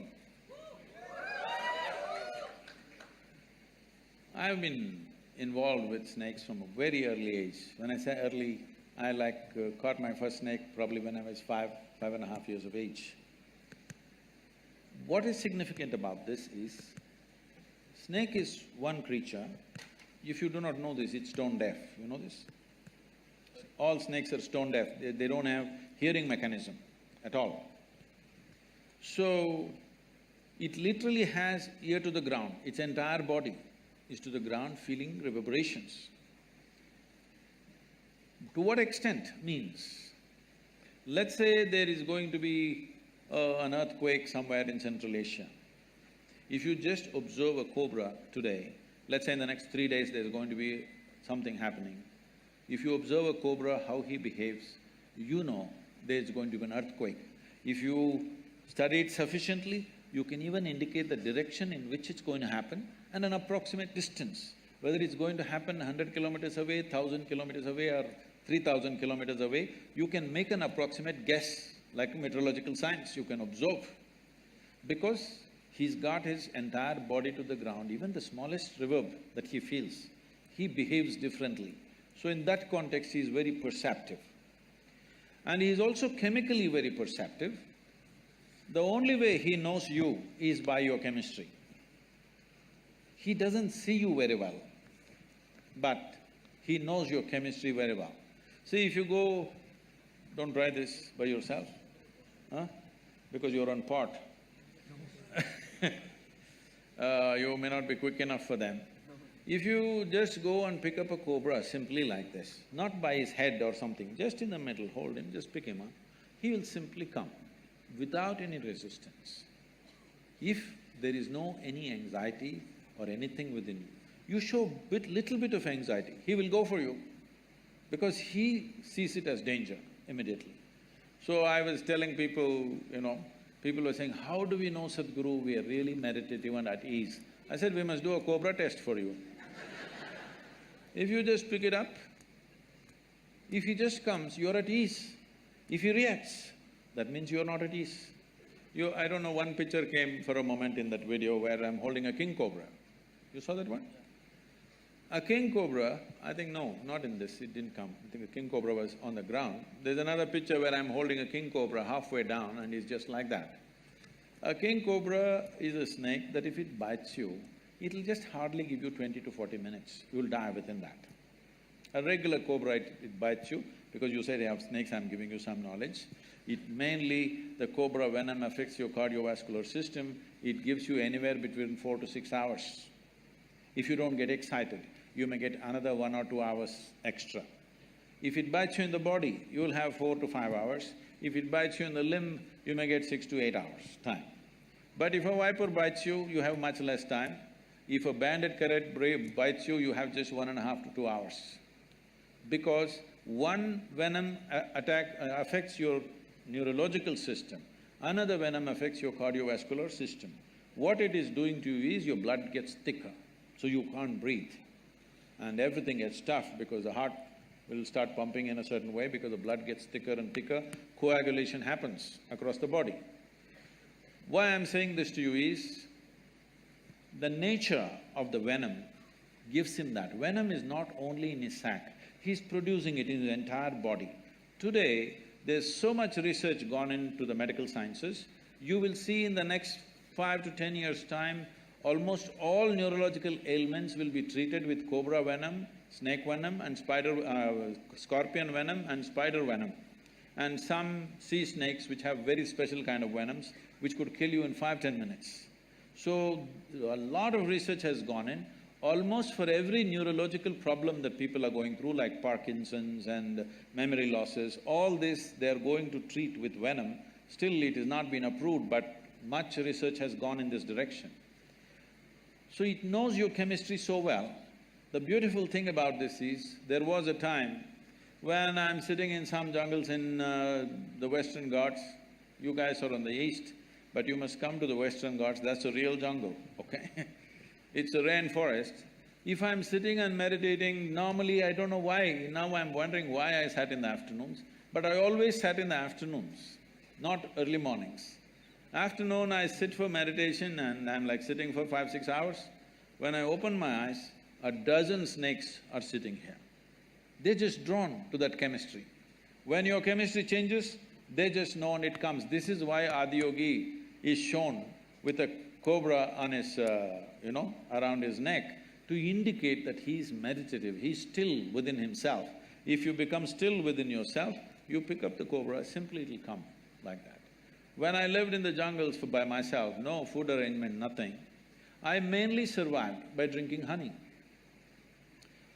Huge beehives are built at a place where the bears can't get. They calculate, the bees have such intelligence, they calculate a normal sloth bear weighs how much? Approximately about 60 to 70 kilograms. They build it on a branch where if the bear comes, even if the branch doesn't break, the branch will be sufficiently disturbed for them to go and take care of him. So it is up there and I slowly crawl up. My motorcycle petrol tube, I always keep it extra long, about 18 inches. And I go with this tube, stick the tube and drink honey. 3¼ liters to 1 liter honey, if I drink for 1 or 2 days, I'm fully fired up with food, enough calorie in my system. But when I'm drinking this honey, the bees think I'm one more big bee. They don't see me. They are looking at the chemistry. If little agitation if you show, they will come for you. In your face, if 8–10 bees bite, you will die of suffocation. In fear, if you open your mouth, if they bite inside, one will do. Just one bee, if it bites you inside your mouth, you will suffocate to death. And above all, you'll fall down from the tree, okay? So, we can give you a cobra test or we can send people from our yoga center who will train you how to handle. Suppose a snake came inside, how to take him and leave him in his habitat. He's come here not because he want to listen to the lecture or the conversation or the air conditioning, he's not come for anything that you have come for. By mistake, he's entered. You just have to let him back there. For this, little bit beyond fear you must be to take it. But without training, if you take it, you could endanger your own life. So if you want, we can train 15, 20 people on the campus who can handle this safely. So,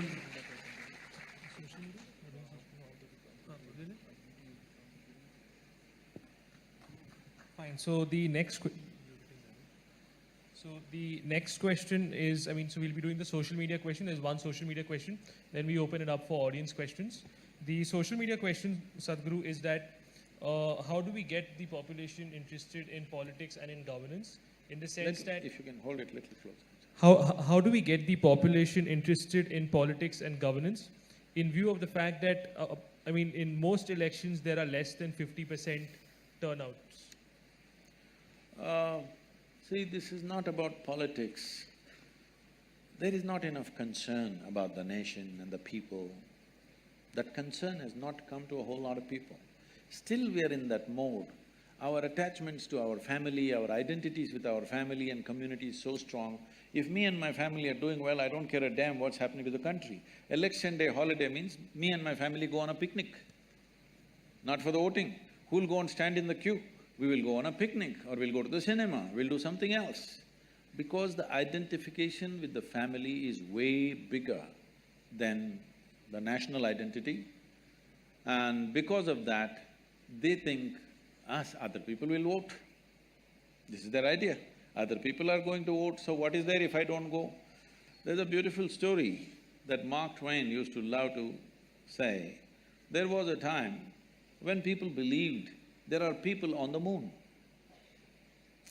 Before Apollo, I'm saying in America, people believed there are people living on the moon. So they got a bright idea. They thought, on one particular given moment, all of us go stand on our rooftops and shout one word together in one voice.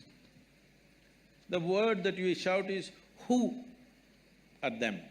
Let's see what they say. Shall we try this here? Can all of you… I will say 1, 2, 3. Can you just say "who" as loudly as you can so that the whole Hyderabad hears? 1, 2, 3. See, you have become wonderful like this. But that day came, everybody stood on the rooftop. That time I got a very, a very artistic idea. I thought, this is such a rare moment. All these people are going to say one word. And me, I have a small voice. What is there if I don't say it? And I just wanted to hear this extraordinary moment, everybody saying "who." And that moment came and it passed in total silence. A day may come, on election day, nobody turns up except those who are herded by political parties with money and whatever goading they're doing. This is an irresponsible way to exist. See, the word for democracy in Tamil language is Jananayakam. What this means is, people are the leaders. Still our people have not understood that we are the leaders of this nation. We are still in a monarchy mindset. We think elected person is a king or an emperor. So, this is lack of education, lack of information, lack of identity with the nation, a strong sense of we build this nation is not there. Somebody is going to run this nation. This is still a British hangover. We think somebody else is running the nation. We don't understand this is our nation, we have to make it what we want. Right now we have a nation where if Donald Trump opens up visas for all Indians, 60% of the population will swim across the oceans and get to America. This is not right. When everybody wants to go away, we have not created a nation that people want to live in, isn't it? When everybody wants to come here, that means we've built a great nation. For this, participating in the fundamental democratic process is a must for everybody. But if you make it mandatory, it becomes ugly. If you make it mandatory, it becomes ugly. As you know, even national anthem is ugly right now. Something… You must understand, I went to the World Cup football and I went to the English match. I never knew this, I never thought about this. They played their national anthem. National anthem is God save our Queen, God save our Queen, give her long life and save her. Then I thought, oh my God, what a beautiful national anthem we have, the way it's composed, the way the words are written, everything. Then God save the Queen in a democratic country? So, I'm saying even such simple things we are debating, we can't get a nation to get together and even vote. Even when nation is in a crisis, when 50% of the people not eating properly is a crisis for me. It is not a normal situation for me. It's a crisis. When such a crisis is there, whether I should vote or not, now there's making a movie, yesterday he was telling me, what is his name? Konda. Okay. They're making a movie in Nota, okay? We will say, nobody is acceptable to me. Well, it all sounds very intellectual, but believe me, you don't build a nation like this. You have to make choices about whatever lousy choice you have, in that you must make a little better lousy choice. If you want to improve this nation long term, you cannot abstain and say, oh, nobody is fit enough. Well, you stand up, if you see that this is a debate going on everywhere, in every tea shop, every college, this is going on. Oh, all politicians are rubbish, they're thieves, they're this. If we have handed over this nation to the hands of the thieves and we are sitting back here and we don't even have the responsibility of voting, we are the more bigger thieves than them, isn't it? Hello? This responsibility has to come. We have not understood our basic democratic responsibility. When we do not understand that, we will become unfit for democracy, then something else will take us over. It is very, very important. Not just voting, there are many other instruments through which you can participate in the democratic process. It is very important the student community participates, not on the street, not protest, not burning a bus, but participating in the instruments of democracy. All of you are law students, you must take a certain part of your life to educate the country and the youth. What are the ways in which they can participate in the democratic process? This is very, very important to make this nation.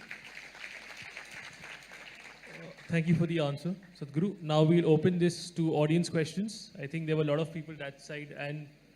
Okay, so Javi's been raising his hand and standing up since a long period of time, so I'll give it to him first.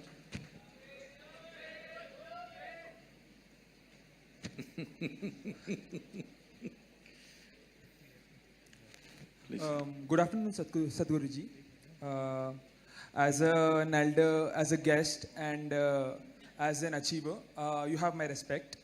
Now, you've been talking about a lot of undernourishment in India, people who are undernourished.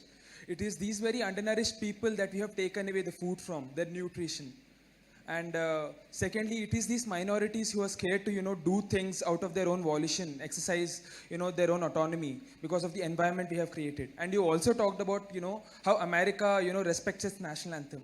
There have been several politically motivated stances taken by a lot of people whereby they decided not to respect the national anthem. No. They decided to respect in a different way. True. But it's also… difference. By not standing up is the point here. I'm saying that, we have created an environment of coercion and violence here. And in solidarity, if we decide to, not do this because it seems like a politically motivated… Please, sir, the microphone. Because it seems like a politically motivated… we didn't hear decision. the last sentence. We have created an environment of coercion and violence in the society. All the people are being forced to do this against their autonomy. So in solidarity, if you decide to not stand for the national anthem, there are bigger things here. I hope that was not a rhetorical when you asked us, is there a solution? Why should we, look for a higher ideal somewhere? Why can't we just, live with acceptance and tolerance instead? Respect these people's opinions. That's the idea. No. That's where does acceptance and tolerance and national anthem… I don't even understand. Where is the relationship? Because many people don't want to stand for the national anthem because it's probably against their beliefs. Or, they… No. We are failing them as a nation. How will, us appealing to, some created deity of a nation help us in, solving these problems? I am 100% with you if we are thinking in a spiritual way. I am not identified with my nationality.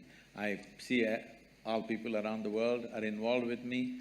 My work largely today has become much bigger outside the country than here. So it is not…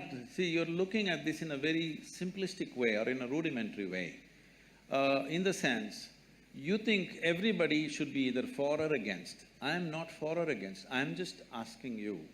Now you talked about various levels of injustice which has happened in the country, unfortunately it's a fact.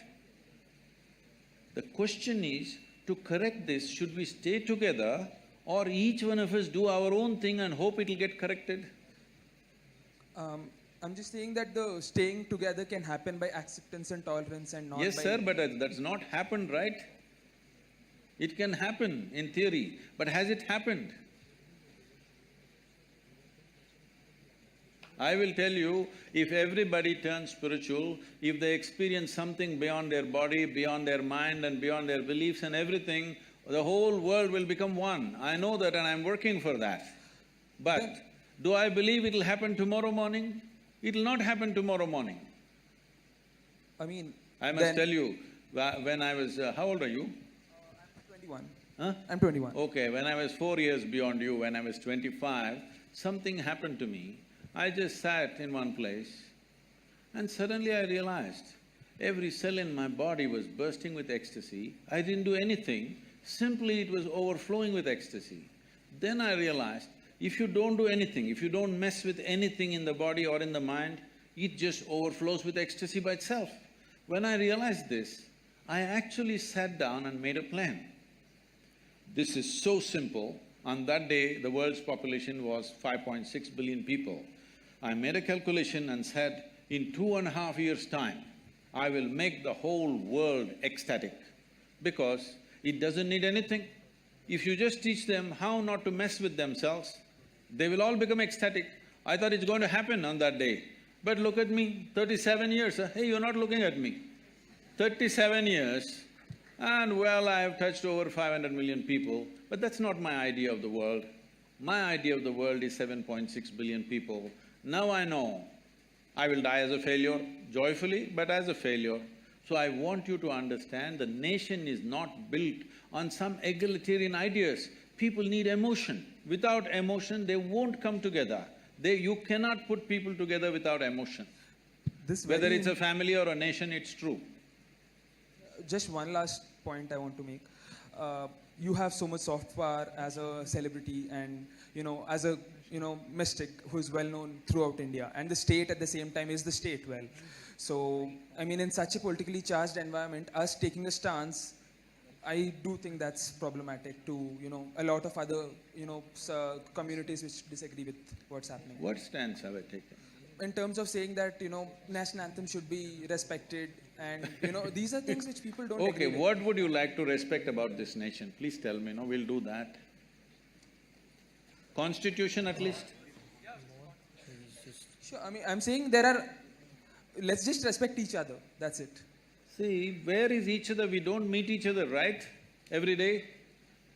See, please understand, when we say a nation, we are not talking it's a flag or it's an anthem. When we say a nation, we are talking it's a certain people. So there are certain symbols which represent these people whom you call as Indians right now. So, why 3 striped colors? Why can't we have 7 colors? Yes, we can have, why not? If you want to redesign the flag, you can. But right now, this is it, all right? If you want to change the design, we can. You want to change the anthem, we can rewrite the anthem if you wish. But I'm saying, without tools of integration, you don't make a nation. It is idealistic to say, let's not have anything, let's just live as a global village. It's a fantastic idea, but can you make it a reality? Can you execute this idea? That's all I'm asking. I'm talking about execution. As an idea, global is fine. If there is no nationality in the world, it'll be a fantastic world. But are we capable of doing that? Within a state, we have to break 2 states because we can't get along for some reason, isn't it? So I think we'll spread out the questions in the interest of bringing out diversity of opinion. If the mic would be given to the lady in the 3rd seat here. Yeah, here, can the mic be given to Hello? Namaskaram, Sadhguru. Who is this? Where are you? Namaskaram, Sadhguru. Sadhguru, I will take only 45 seconds, okay? Question is 45 seconds? Why? I won't disturb anyone because there are many a person want to Really question. sorry, but like, could we go ahead and, I mean, he Okay, chose okay. somebody first. Let's go with him. Yeah. Sadhguru, Can the mic be given to the lady in the third seat? can I ask a question first? You should ask, you're going about giving a speech. Huh? Sir, I just want to say, you are just my life, okay? No, this is not a Okay, sir, romantic my question. expression. Please ask Okay, the question. my question is, sir, you told in your childhood you experienced the realization of ignorance. Some point when I watch your video, I also felt that I don't know really nothing. Nothing means nothing. But after 10 minutes or 15 minutes, I get influenced by my mind or something like that, and I lose that realization. I want to live like that. I want to live that. I want to live like the realization that I don't know. From that realization, my intelligence just becomes pure, and I can look at everything. That's fine. See, just intellectually thinking I do not know is not the point. You must know the pain of not knowing. The pain of not knowing should sear through you. Only then your intelligence becomes awake. See, just look at this. Suppose I ask you to walk from here to there right now. Lights are on and you will simply walk like this without noticing anything. Suppose we make this hall pitch dark, you don't know what is next step. Will you walk? Everything alert, all your senses, intelligence, awareness, everything super alert, simply because you do not know where the next step is. So, I do not know is not an intellectual conclusion. It is the pain of not knowing. It must really sear through you, it won't let you sleep, it won't let you eat, it will keep you in a certain way. When it keeps you in that way, then you will see your intelligence stays awake and alert. In sleep and in wakefulness, it stays alert. When that happens, see, just now we finished Ganesh Chaturthi. What Ganesh Chaturthi means is, it's all become all about eating now. We've made it like that because we only see Ganesha's big stomach these days and we are inspired by that. Essentially, you know the story of what happened, that little boy stopped Shiva and Shiva decided to take off the head of a Ghana. A Ghana means, Ghanas are described this way, that they were talking in a language that nobody understood and they had limbs which had no bones. Like this it's described in the certain texts. So he took off one of their heads or the chief of the Ghana and put it on this boy and made him live with this new head. So he had this new head which is not a human head. Because of this, he was extraordinarily intelligent. You heard of those stories where he asked Vyasa that if you dictate something to me, you should not stop. If you stop, I will give up this stupid project and go. If you don't know what you're talking, I'm not going to write down. You must simply speak without a break, only then I will write down. So essentially, Ganesha had enormous… he's Ganesha, not Gajesha, okay? The elephant head came because of Shivakashi calendars. So he's a Ganapati and he has an extraordinary head and an intelligence. Because of this intelligence, he cleared all obstacles. So he became Vigneshwara. So our interest is that in him, that if we have intelligence like this, we will remove all obstacles in our lives. This is the fundamental and the phenomena of Ganesha is just this, that if your intelligence is always on, you simply dissolve all obstacles in your life. So he is a Vigneshwara. But on that day, most people are usually only boosting their belly, not their brain. What it means is you need a new head. So, Angad has already chosen, so if you could give… and then we'll move on to Joe, because Joe, I mean, some people there also, because he's been raising his hands in some time. Namaskaram, Sadhguru. First here. Many people say that thoughts create karma, and sometimes our biggest fears keep on recurring in our minds on a daily basis. So how do we stop that flow of thoughts, and how do we stop those fears from materializing, and also how to cut down on unwanted karma? Whoa. See, this whole karma business has been very misunderstood and been projected as a fatalistic process. Karma means this. Karma means action. Literally translates as action. As you sit here, there is physical activity going on, there is mental activity going on, there's emotional activity going on, there's energy activity going on.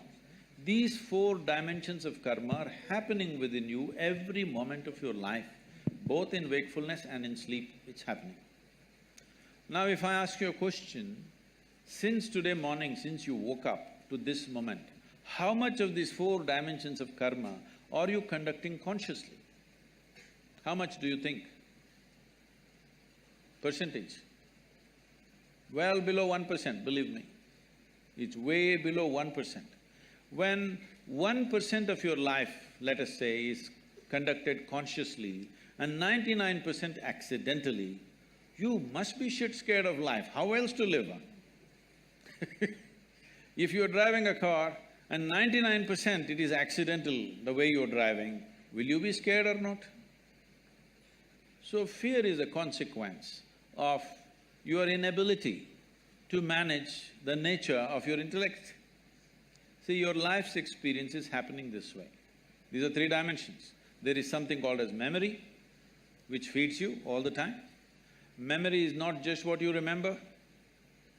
You don't remember 10 generations ago how your great-grandmother looked, do you? You don't, but her nose is sitting on your face, yes or no? You have genetic memory, you have evolutionary memory, you have karmic memory, articulate and inarticulate levels of memory. This entire thing is memory, head to toe. Every cell in the body is memory, isn't it? We can take one cell and create the whole of you, and that's how your parents also did. Just one cell, and see, you become like this. So, there is enormous amount of memory in this. This memory rules certain things, but there is a present experience. Memory is of the past, but the present is of experience, your ability to experience. If you want to experience anything, you must be conscious, you must be aware, only then you can experience. The future is an imagination. So memory, experience and imagination, it is between these three dimensions in which you exist. Memory you cannot change because it's already there. Present you don't have to change because that is also here right now. It's only the imagination which you can change. So what are you fearful about? Something that will happen or you think will happen, isn't it? Fear is always about something which does not exist right now, it's always about what will happen. So you are suffering that which does not exist. If you're suffering that which does not exist, there are psychiatric terms for that. Hello? Your only comfort is everybody is in the same state. That's how it is in asylum usually. Everybody is in the same condition. But right now people are in this condition, what happened 10 years ago they can still suffer, what may happen day after tomorrow they already suffer. They're suffering things which does not exist, simply because in your education system, you are studying about everything except how to manage this. If you do not know how to manage this, it doesn't matter how much nonsensical information you have gathered, it'll be not of much use to your life. You must know how to keep this, how to conduct this body, how to conduct this mind, how to conduct this emotional structure and the energy structure.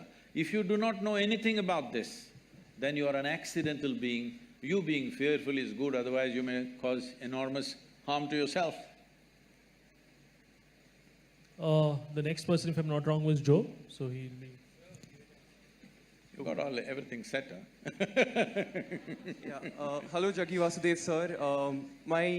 Before I ask my question, I just have to tell you that I was very impressed by your e-commerce website, which sells yoga merchandise. I think it's really cool. It's better than Flipkart and Amazon, and I hope that, you know, in a few years' time, it will become the biggest e-commerce company. No. Yeah. It's a conscious decision I have taken that our commerce part is done just to take care of a few things. Our commerce will never grow beyond the foundation part. I clearly made the distinction, there's Isha Foundation and there's Isha Business, and we have contained the business. In spite of enormous demand, we have contained the business because… So it's very impressive, sir. No, you should not be impressed by that. You must come and see what I do otherwise. So, the real thing. My question I want to tell you that I was also very impressed by your commitment to rule of law that was evident from the discussions that we've had. In the same light, I just want to ask you that in one of the blogs that you have written in your website, you speak about women's entry to Sheni temples. And there you say that, look, the reason why they shouldn't be allowed is because there are planetary forces and it's not good for women to enter these temples. In the same vein, I just want to tell you a little bit about the law on the point. There are Supreme Court judgments which say that if you make laws which tend to be discriminatory for women, it cannot be a justification that we are doing it for their benefit. That cannot be the justification for any law that discriminates against women. This is the law of the land. In that same vein, would you say that if that is the law of the land and you're committed to the ideals of law, then one, how do you justify that? Yes. And two, one more question, sir. Let me say. So just a follow-up question. The second part of the question is, in the same article, you also mentioned that we can control the impact of planetary forces on our life through inner engineering. What is inner engineering? Is it a program that Isha Foundation hands out? What is? What exactly is inner engineering? Is it something that you guys do and like if you guys can tell us what is inner engineering, only then will we be able to, face the forces of planetary forces. What exactly is this concept of inner engineering? Okay. We'll answer that. So right now, why don't you ask this institution, Nalsar? Only if you tell us what is law, we will know what's the law. What is it? I'm sorry, sir, could you clarify that? I didn't get what you just said. No. You tell your institution in which you are. Only if you trap us here for 5 years and tell us what is the law, will we understand what is the law? Don't we know? Well, only because you do not know, you have come here, right, to learn. Similarly, only because people could not figure it out by themselves, they have come. And only because it's working for them, they're coming in millions. Okay, you have 700 people here, we have 9 million volunteers working across the world. So, it must be working for them. So do not make these judgments and don't think it's very smart to simply make judgments for everything. You are a lawyer, you are not a judge, all right? So let's come to the question. See, please don't do these things. It is happening from both segments of people. What you like, you shout and clap, please don't do that. For or against, that's not the way. The way to do this is, are we interested in knowing and enhancing? You ask a question as a way to enhance your knowing, not just to prove that you're smart. If you think you can prove you're smart, we will do something else to that. Anyway, you ask this question, I like the e-commerce, I know when you started off, I know when Joe is called, why he is called, we know what it is, I'm not that dumb, okay? When I sit here, when I just look at you, I know what you can ask, I will tell you. Let me tell you this, hello. When I train teachers to handle inner engineering programs, now we have transformed the program in a different way, but at one time when it was very intense, I trained the teachers like this. Somebody walks into the hall, they settle down here today by themselves without being guided. You just see, I made a chart of the hall and said, see, if they sit here, if they sit here, if they sit here, this is the question they will ask. You just be ready. When he raises his question, you know this is what he will ask. 93 to 94% of the time, it's always right like that. People think they are free and they're asking questions. But if they sit in that place, that's a question they will ask. In any venue, not in any particular venue, just anywhere. This may not look logical to you, but life happens like that anyway. So, now when you start praising the e-commerce, I know why it is, it's not that you're appreciating it. I'm telling you, Isha Foundation is a foundation run by the volunteers. Over 4,600 full-time volunteers who are far more educated than you are, and over 9 million part-time volunteers across the world, giving their time and money and energy to make this happen. Why are people doing this? We are not promising them we'll take you to heaven. We are not telling you you will go and sit in God's lap. Why are they doing it? It must be done wonders to them, otherwise why will they invest their life in it? So without knowing anything, don't make conclusions. So are you the only one? Well, you can do it in so many other ways. If you knew how to figure it out, why would I be needed? You do not know how to figure it out, so somebody comes and helps. If somebody comes and helps, why are you helping people? You leave them with their problems, they'll be good business for a lawyer? Is that what you're talking to me? Please don't feed upon people's problems. People have problems. If you have a solution, it's good. If you don't have a solution, at least leave them alone. Now, about commerce, we have every day in the yoga center, the minimum meal is around 7,000 people per meal. On the weekends, it's 15 to 20,000. Whoever comes, nobody inquires, who are you, why are you eating here? Whoever comes, they're welcome and they're fed, all right? And we are running 12 schools in remotest parts of India, which is the same level of education that one would get in a good urban school, and 40% of the children are first generation going to school. Over 9,000 children are sponsored fully for their entire education. And we have medical activity going on across Tamil Nadu in a big way. There are many other aspects which I don't want to go on listing. For all this to happen, it needs a certain financial thing. Now if I come to you with a begging bowl, you will say, why have you come to me with a begging bowl? If I earn my own money, you are saying, why are you earning your own money? What is the problem here? What is the problem?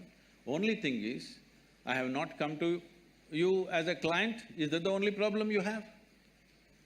I want you to know, the people who are working in the foundation, most of them, some of them are here, they're doctors, engineers, accountants. They have quit top, high-paying jobs in their life and they're serving for free, all right? Thousands of them. And you have something against them, please. It's not about me because I don't do all that work. People are doing all that work, including the website and the commerce. So just for the diversity of opinions, so that, I mean, as a moderator, I have to ask people from… Oh, women's rights, yes. About Shani Signapur. See, first of all, you have a misunderstanding that Indian temple is a place of prayer. Indian temple is not a place of prayer. I want you to know this. Different temples were built in different ways for specific purposes. Shani temple is built for occult purposes. Occult means, you know what's occult? What is the Telugu word for occult? What? What is that? What people call as black magic or whatever, you know? There are certain occult practices where if the occult practices are being done, women in state of pregnancy, in menstrual cycles, it could seriously impact their life. So they said women should not go. It was also designed that on a certain day, if the woman is in a certain condition, on a full moon day she can go, other days… These are prescriptions, these are not restrictions. These are prescriptions, these are not discriminations.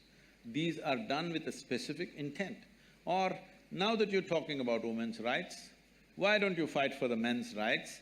In our temple, the Bhairavi temple that we have, men are not allowed inside the sanctum.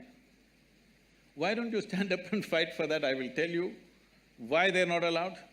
That temple is only for the women. Men are not allowed. Why? Is it a discrimination? It is not about discrimination, it is a certain dimension of life. If you go by this crude sense of equality, you will harm the woman immensely. There are millions of temples open to everybody. Suddenly, why discrimination will come in one temple? What are you talking about? This is not a culture which discriminated against women. There are more female deities in this country than male deities. Every village you go, there is an Amman temple, there is a Devi temple. And you think it's discrimination? These are very rudimentary ideas picked up from the West. You have not seen this culture, you have not understood the profoundness with which is run. Unfortunately, because of 15-20 generations of poverty, we've kind of mixed it up and made a mess out of it. That is a different matter. So, before I move on to another person, and he'll probably be the last person, before I move on to you, are the people there done with that particular question, or is there any further question on that particular issue? I mean, for diversity of opinion, I need to choose somebody from here. So, I mean, unless you don't have a further point on the same issue, I'll proceed. So, could somebody please give him the mic? Namaskaram, Sadhguru. So, yeah, so if Job has a follow-up, then please proceed. So, this... I can't help it. I mean, if he's not satisfied with the same issue, he should be. So this crude sense of knowledge that you're talking about is the knowledge that's coming from the Supreme Court of the country. Who is speaking? Huh? So this crude sense of knowledge that you say is the knowledge that's coming from the Supreme Court of the country. No, please understand. No, please listen to me. Sir, you're still not addressing the point that who are you and I sitting here to make prescriptions for women and say that this is harmful for you, hence don't do it, or this is not harmful and you shouldn't do it.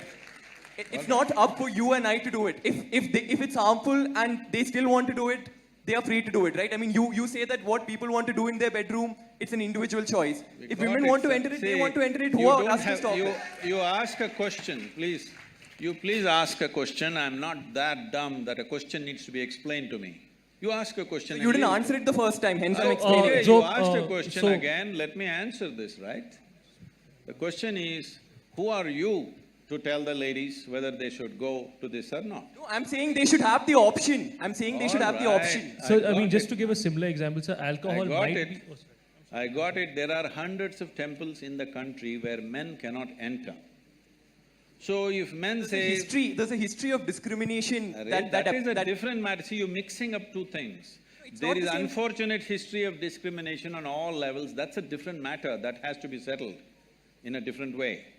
But when a specific aspect comes, if you want to rule out all the subtler aspects of life and just say this is it. Anyway, let me tell you this.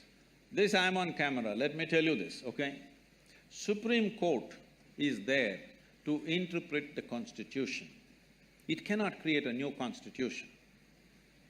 Doesn't matter what are the powers of the court. It cannot create a new Constitution. It is only there to interpret the law the way it is. Am I right? You're all lawyers? Hello? That's debatable. That's debatable. When you debate that, there is going to be lots of problems because every pressure point, people will apply. Every motivated group will push for their own laws. If you create enough ruckus, some new law will happen. This should not happen. It is essentially within the framework of the Constitution, everything should happen. In the framework of the Constitution, there are laws where there are public places and there are private temples and private places of worship. How it should be done there is left to them. It is for them to decide how it happens. Is it happening simply because of a discrimination against a gender? If it is so, it must be struck down absolutely. But if there are other aspects to it, if you think you cannot consider anything else, then it's ridiculous.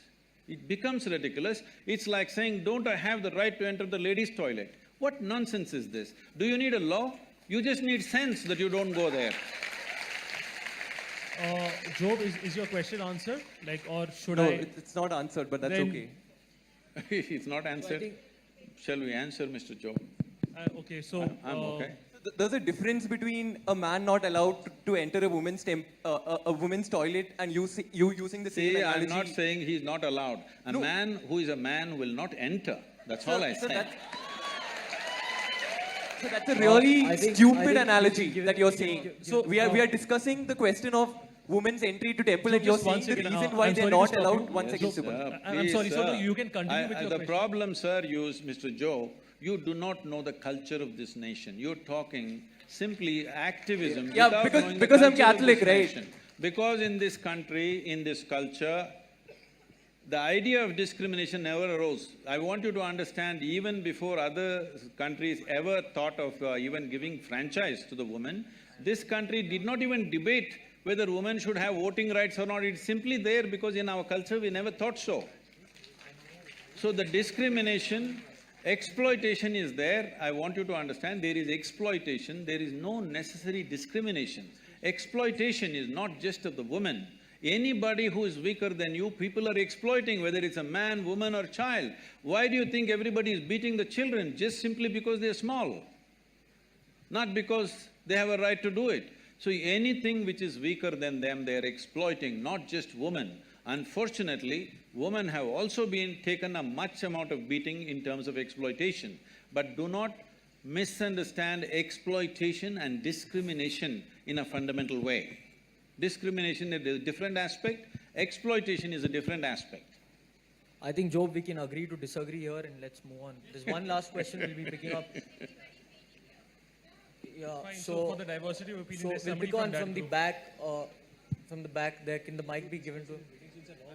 Okay, so there's somebody can you from another take group and then who one will last take- question from the back? Yeah, okay. Yeah. Good afternoon. Society is celebrating legalization of homosexuality when it can't even accept intercaste marriages. What? Society is celebrating legalization of homosexuality when it can't even accept intercaste marriages. See, the thing is… And I got it. Sadhguru, Yes. being a science student, I have a small question. No, let's finish this. No, just something. I thought one person, one question, I thought. So, Yeah, it's small. can Just- you please answer yeah, yeah. one by one, so then there's no confusion. To maintain, in this evolution, to maintain the genetic variability, the sex or marriage should happen between different groups of people and different communities. But due to this intercaste thing which is in our society, the marriages are happening between the same community, that is the same caste people, which leads to the further species makes this… We got the question. Yeah, please. got it. We got it.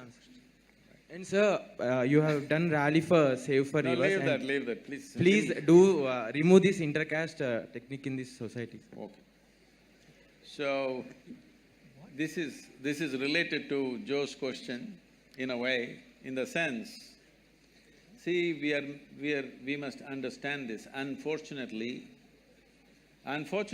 most human beings are in this condition. If they find somebody who are little weaker than them, they will see how to extract something out of them, how to dominate them, how to do these things. This is coming to you from your childhood, from your school, that you want to be number one, you want to be number one, parents are telling you this, everybody is telling you this. So always want to be on top of somebody. So with this, if a blacksmith thinks, a goldsmith thinks a blacksmith is inferior to him, unfortunately, though a blacksmith's work is more useful than a goldsmith's work for making of a society. So like this, simple professional differences, we have made it into horrible discriminations in this country because this is an ancient culture, lived in the same place for thousands of years, people learned how to organize their exploitation against each other. They managed to organize this. So in this context, we must understand, unless human beings evolve to a place that you do not exploit other people's weaknesses, discrimination will not go. You can talk as much as you want, it will not go. For thousands of years, it's not gone. One thing about the caste system is, it was basically a professional division which turned out to be a very discriminatory process over a period of time. Now largely this professional division is going away because people come, now we don't know what caste you are, it doesn't matter, you're becoming a lawyer, all right? You're not a wakil kind of caste system. You something and you're becoming a lawyer. Somebody can become an engineer. So, this transference of knowledge through family systems are gone, so in that context, caste has become irrelevant. Right now, the caste still exists much more strongly in the rural community than in the urban community because that is the only social security most people have. Something goes wrong with my life, I can only go back to my caste people. If I go to somebody, they're not going to help me. So this is unfortunately the social security system that they have, which is exploited again in so many different ways. Unless we develop a universal social security system in this country that every human being has a net to fall back on, caste will not go. Once the universal social security comes, you will see caste will naturally die a death. You don't even have to fight it, it'll just go away. Once this social security is there for the human being, the reason why it's gone in educated and well-to-do people is because they have their own security. They don't have to go back to their caste.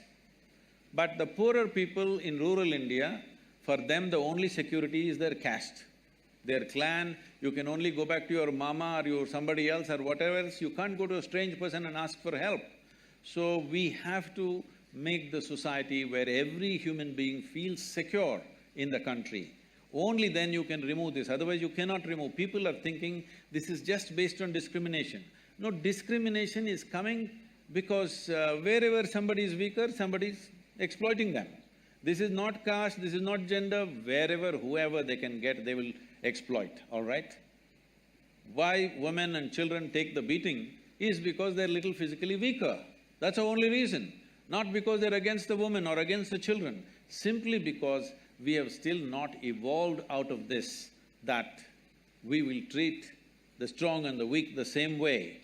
This has not come into us. This will not come because you fight something. This has to come by evolving the society, by evolving individual human beings, otherwise it'll not happen. Thank you for the answer, sir. So the team has been, the team has been literally signaling to us that we should have finished this about 10–15 minutes ago. That being said, there seem to be a lot of interested people who've been raising their hands up. If you're fine with some more questions, we can proceed. Otherwise, we can… It's completely your choice. If you're okay, I'm okay, sir. You're the boss today. No, so sir, it's your decision. No, sir, you're the moderator. They have been signaling. If you say answer the questions, I will. If you say please leave, I will leave. What we can do is we can take 3 final questions and then… So, I mean, from all 3 sides, like… Can the mic be passed on to the back rows there? Hello? The back rows there. I will pass the it left. on once I'm done with my question. Where's the mic? Please speak now. Once you have the microphone, please ask Hi. the question. Hello, Sadhguru. I'm Shrikari and I'm running an NGO for underprivileged children right now. And I've sort of decided for myself that this is what I want to dedicate my life for, which is serving the society. So I have 3 questions for you. The first is, being a social entrepreneur yourself, how do you think I should prepare myself for the rest of my life to be dedicated to this cause? And second thing, you've mentioned a lot of issues, for example, malnutrition, and there is intolerance, and there is so many issues. So which issue do you think that our generation should target in order to get the best effect out of it? And thirdly, do you have any sort of program that can help our students who are doing this kind of an effort, because we don't have the kind of power or exposure to reach the kind of levels that you can? If any of you have… Please sit down. If any of you have, as she said, if you have similar intentions, that you want to take up a social cause and make it happen, well, you asked me, which should we take it up? In my focus right now is nourishment, education, ecology. These are the 3 things which are crucial for this nation. If these 3 things happen, all the other problems will get sorted out by themselves. If you start attacking small problems which are in the country, which are plenty, not 1 or 2, they're in hundreds, small issues which we are picking up, believe me, you will not solve the problem. You will only have the satisfaction of fighting for something. Don't fight for something, we have enough fight going on, we've seen enough fights forever. It's important, this country must be well-nourished, fundamental education must happen, and ecologically we must take some quick steps, because this is an area which we cannot reverse very easily. It may take decades or even centuries sometimes to turn it back, depending upon the kind of damage we cause. These 3 dimensions if we take care, all the other issues that you're mentioning, many other issues, small issues, I am not saying they're not important, but if you take up those causes right now, you will not have a good foundation, but you will build a superstructure which will anyway collapse after some time. So these are 3 fundamentals.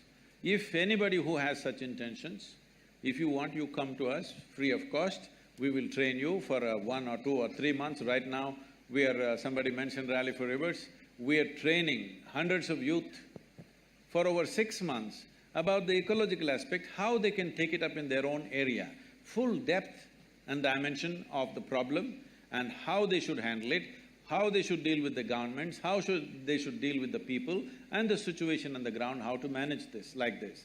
So for these three aspects, if you're taking up nourishment or education or ecology, we can train you. Above all, if you're going into social activity, I've seen so many people, particularly Indians who are settled in United States, after working there for 10–15 years, when they've made a certain amount of money, quite a few of them get this urge, they want to come back to their village and do something. I'm telling you, almost 90% of them return absolutely frustrated, not able to doing anything and lost their money, lost their job, this kind of situation. Simply because India is a complex thing to deal with. One has to be in a certain state of… First thing is to understand, another thing is how you are. If you are the kind who are going to get freaked and disturbed by everything happening negatively around you, then you should not get into it because they're going to freak the hell out of you on a daily basis. It doesn't matter how much work you do, you will only face abuse and accusations and people will file cases against you, they will protest against you, all kinds of things. So it's very important you make yourself in such a way, what you want in your life, what you want to create, in which way you want to make a difference, that is more important than everything else. Every day volunteers who are working for us come up to me and say, Sadhguru, I can't work with this person is horrible, I can't do this. So I tell them, see, in this world, this is how people are. Like this, like that, like that, like that, this is how they are. If you think what you're doing is of such importance, you work with these people. If you want to work with ideal people, go to heaven and today. Yes. So you will have to work with all sorts of people, otherwise you can't do this. Yeah, so the individual in the red t-shirt is been asked since some time, then we'll move to the right. That will be the last one, the one over here will be the last one. So, Sadhguru, we have two questions. One at a time, I'm a simple guy. Yeah, so first I'll ask and then one more. So firstly, you said that from your years of practice and looking at people, you can just look at somebody and tell their past, present and future. Now we'd really appreciate it if you could look at me and tell my past and present. Anything. No, I am not an astrologer for you. No, astrologer would be somebody who sees the future. I'm asking you only to see my past and present. No, astrologers also talk about the past to get the market oriented, all right? I am not in that profession. So when you say you're a mystic, what exactly do you mean? When your first answer to his question about first impressions was that you can see the past and the present, while all of us mortals over here won't be able to do the same thing. So then fulfill his claim that you can tell us about his past or his present. But notwithstanding that, my question is different. My question is that you've spoken about how you believe that like we must live in harmony with nature, etc. You told us that we've come here and we've taken over the land which belonged to snakes. No, that is true everywhere. Huh? Correct. Taking you to the question that… I'm so sorry to stop you, sir. In case you're not comfortable answering that, No, I'm okay with any question. All right. So, a lot of the infrastructure just make the question smaller and 30 seconds. More. A lot of the infrastructure 30 seconds is a long question. 5 seconds. 20 seconds. A lot of the infrastructure of the Isha Foundation has been built on elephant corridors, something which both the National Green Tribunal as well as the High Courts have admitted to without the requisite permissions. We tell you this goes against rule of law, which you stand for. This goes against living in harmony with species, both of which you've spoken right here at Nalsar. So if you could clarify regarding that. Okay. There is a fan following for that also. So right now, all of you, those of you who are clapping and screaming, listen to me. You also, ma'am. What's your name? Huh? Sanchita? Ankita. Okay. Now we'll do one thing. I don't know what authority you have to say it's an elephant corridor. Listen, let me finish. The State Forest Department clearly has submitted to the High Court that this is not an elephant corridor. The Wildlife Trust of India has given a clear directive to the NGT that it's not an elephant corridor. The World Wildlife Fund says it's not an elephant corridor. But you say it's an elephant corridor. I don't know what's your relationship with the elephants. Okay? If you do not understand, right now we put up the map published by the Wildlife Trust of India as to which are the elephant corridors and which are not. And the elephant corridor is not anywhere in 100 kilometers of where we are. You can go look up the map today. Now, you can open up your cell phone and look it up now. So, being in a legal profession you're going to get into, first you must get your facts right, all right? And, well, I know where this is coming from. There are some activists who are going on publishing this endlessly. You're reading that social media is trash and you're coming to conclusions. Anyway, I want you to know, today if I want, by tomorrow evening, I can file 100 cases against you, all kinds of things. It's for you to come out of it in the next 20 years. This is the country you're living in, I want you to know. So, it doesn't matter, I will tell you further. For continuously, I've been accused of raising a rainforest. Which is that rainforest? Where was it? Please show it to me. There is no such forest, so they've kept quiet now because I asked these questions. Then they said, we have occupied forest lands. Well, forest department has senior forest officers from not only Tamil Nadu, from the center, came and surveyed the place and said not a little bit of encroachment has happened. But people keep writing the same thing. Now I'm asking you, if you're really interested in justice, you and your friends who are clapping for everything, I will ask you to come. 10, 15 of you come with cameras.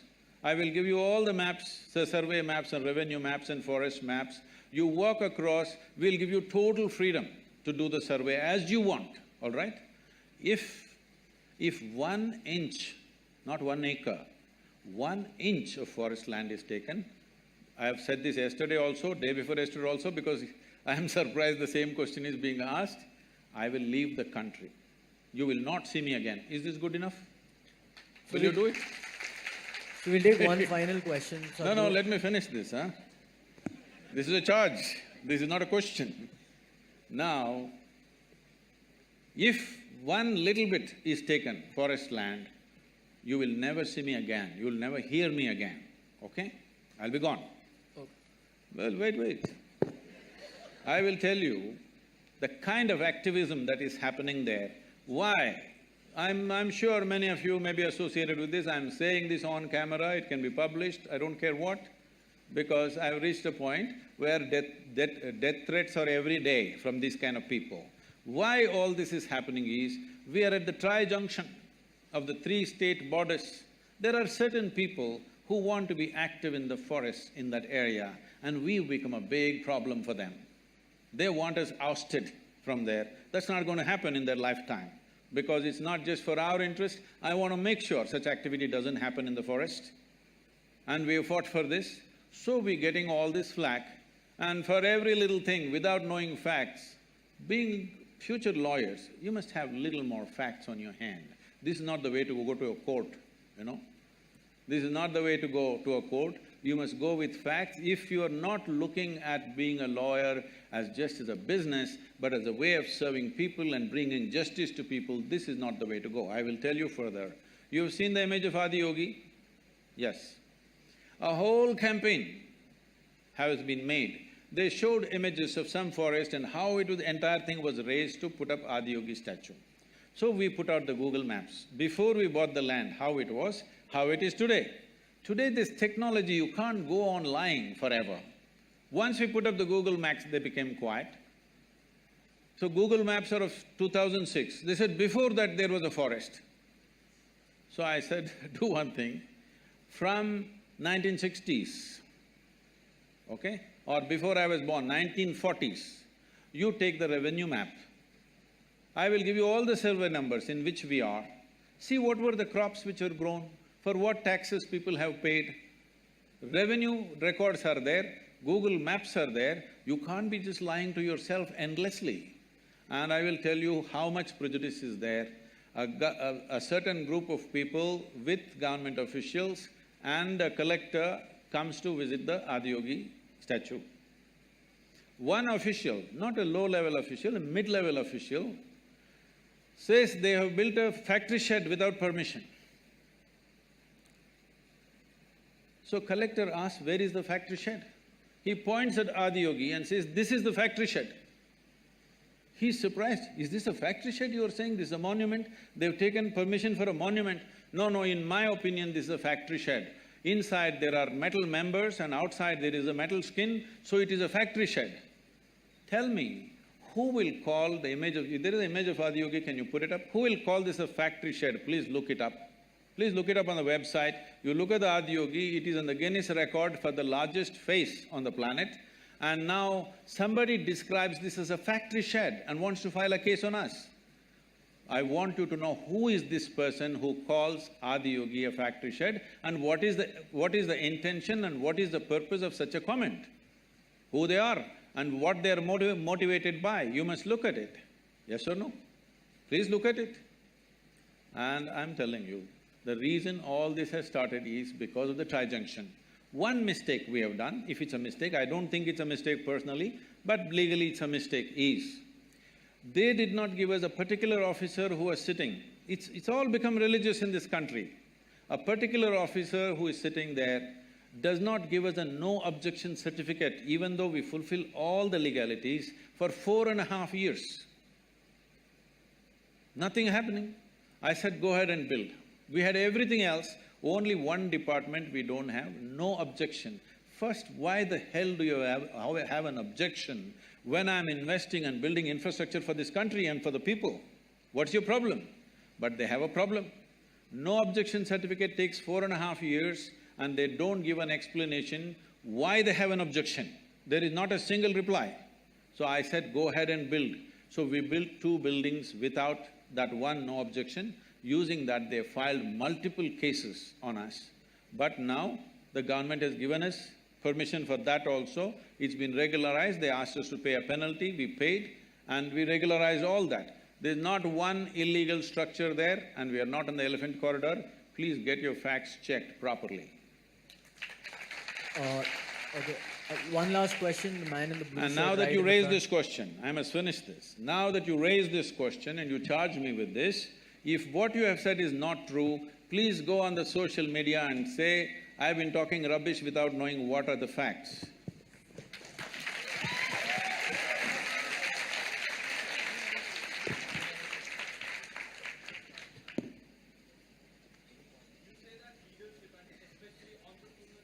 Yeah, it's not working.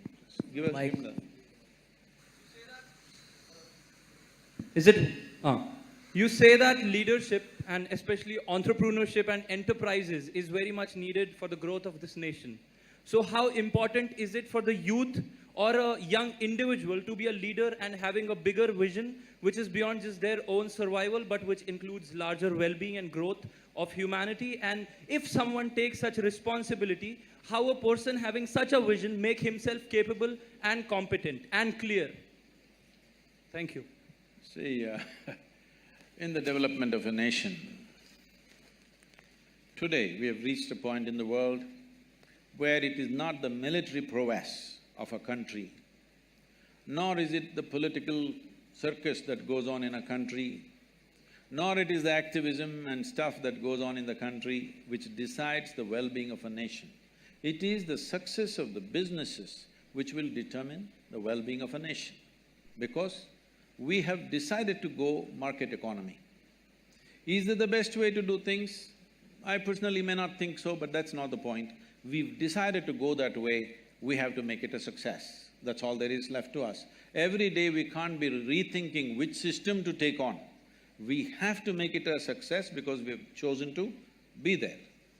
Now, for me to become a business leader or a social leader, what is it that I have to equip myself with? Well, that now famous inner engineering, that's the first thing you must do, because if you are not equipped to handle various uncertainties in life, if outside situations are going to determine what happens within you, then you should not enter into that kind of ventures because life will freak the hell out of you. You must choose a safe job. If you are the kind who is going to be impacted by what's happening around you, then it is going to be very difficult for you to handle those kind of situations. So first thing in everybody's life, no matter what you're planning to do, in everybody's life, first thing is to enhance this life, then to act in the world. If you act in the world before you enhance this life, you will see, if you succeed, you will suffer, if you fail, you will suffer. Very important that you bring yourself to a state that your peacefulness, your joyfulness, the pleasantness of who you are is not determined by somebody else or something else. If you establish this one thing, you are equipped for life. Thank you very much. I'm sorry, we're done, we've exceeded by… It's just the continuation of this question. It's not complete, the answer. Like, if you have done you said first step is inner engineering. If you have done it, I'm practicing since 3 years. So what is the second step? What is the exposure? What is the right kind of education and environment that is needed? First step I have heard many times. What is the second step? I want to equip myself with that. That's a very personal question. We will deal with this personally. Okay, thank you. Thank you, sir. So, yeah, hi. Thank you, Sadhguru, for answering all questions. I think we exceeded the limit by around 1 hour, by at least 1.5 hours. Oh. So, thank you for, patiently answering all questions from, from all different people. And Quite explosively, not patiently. Quite explosively, not for patiently listening and explosively answering the questions.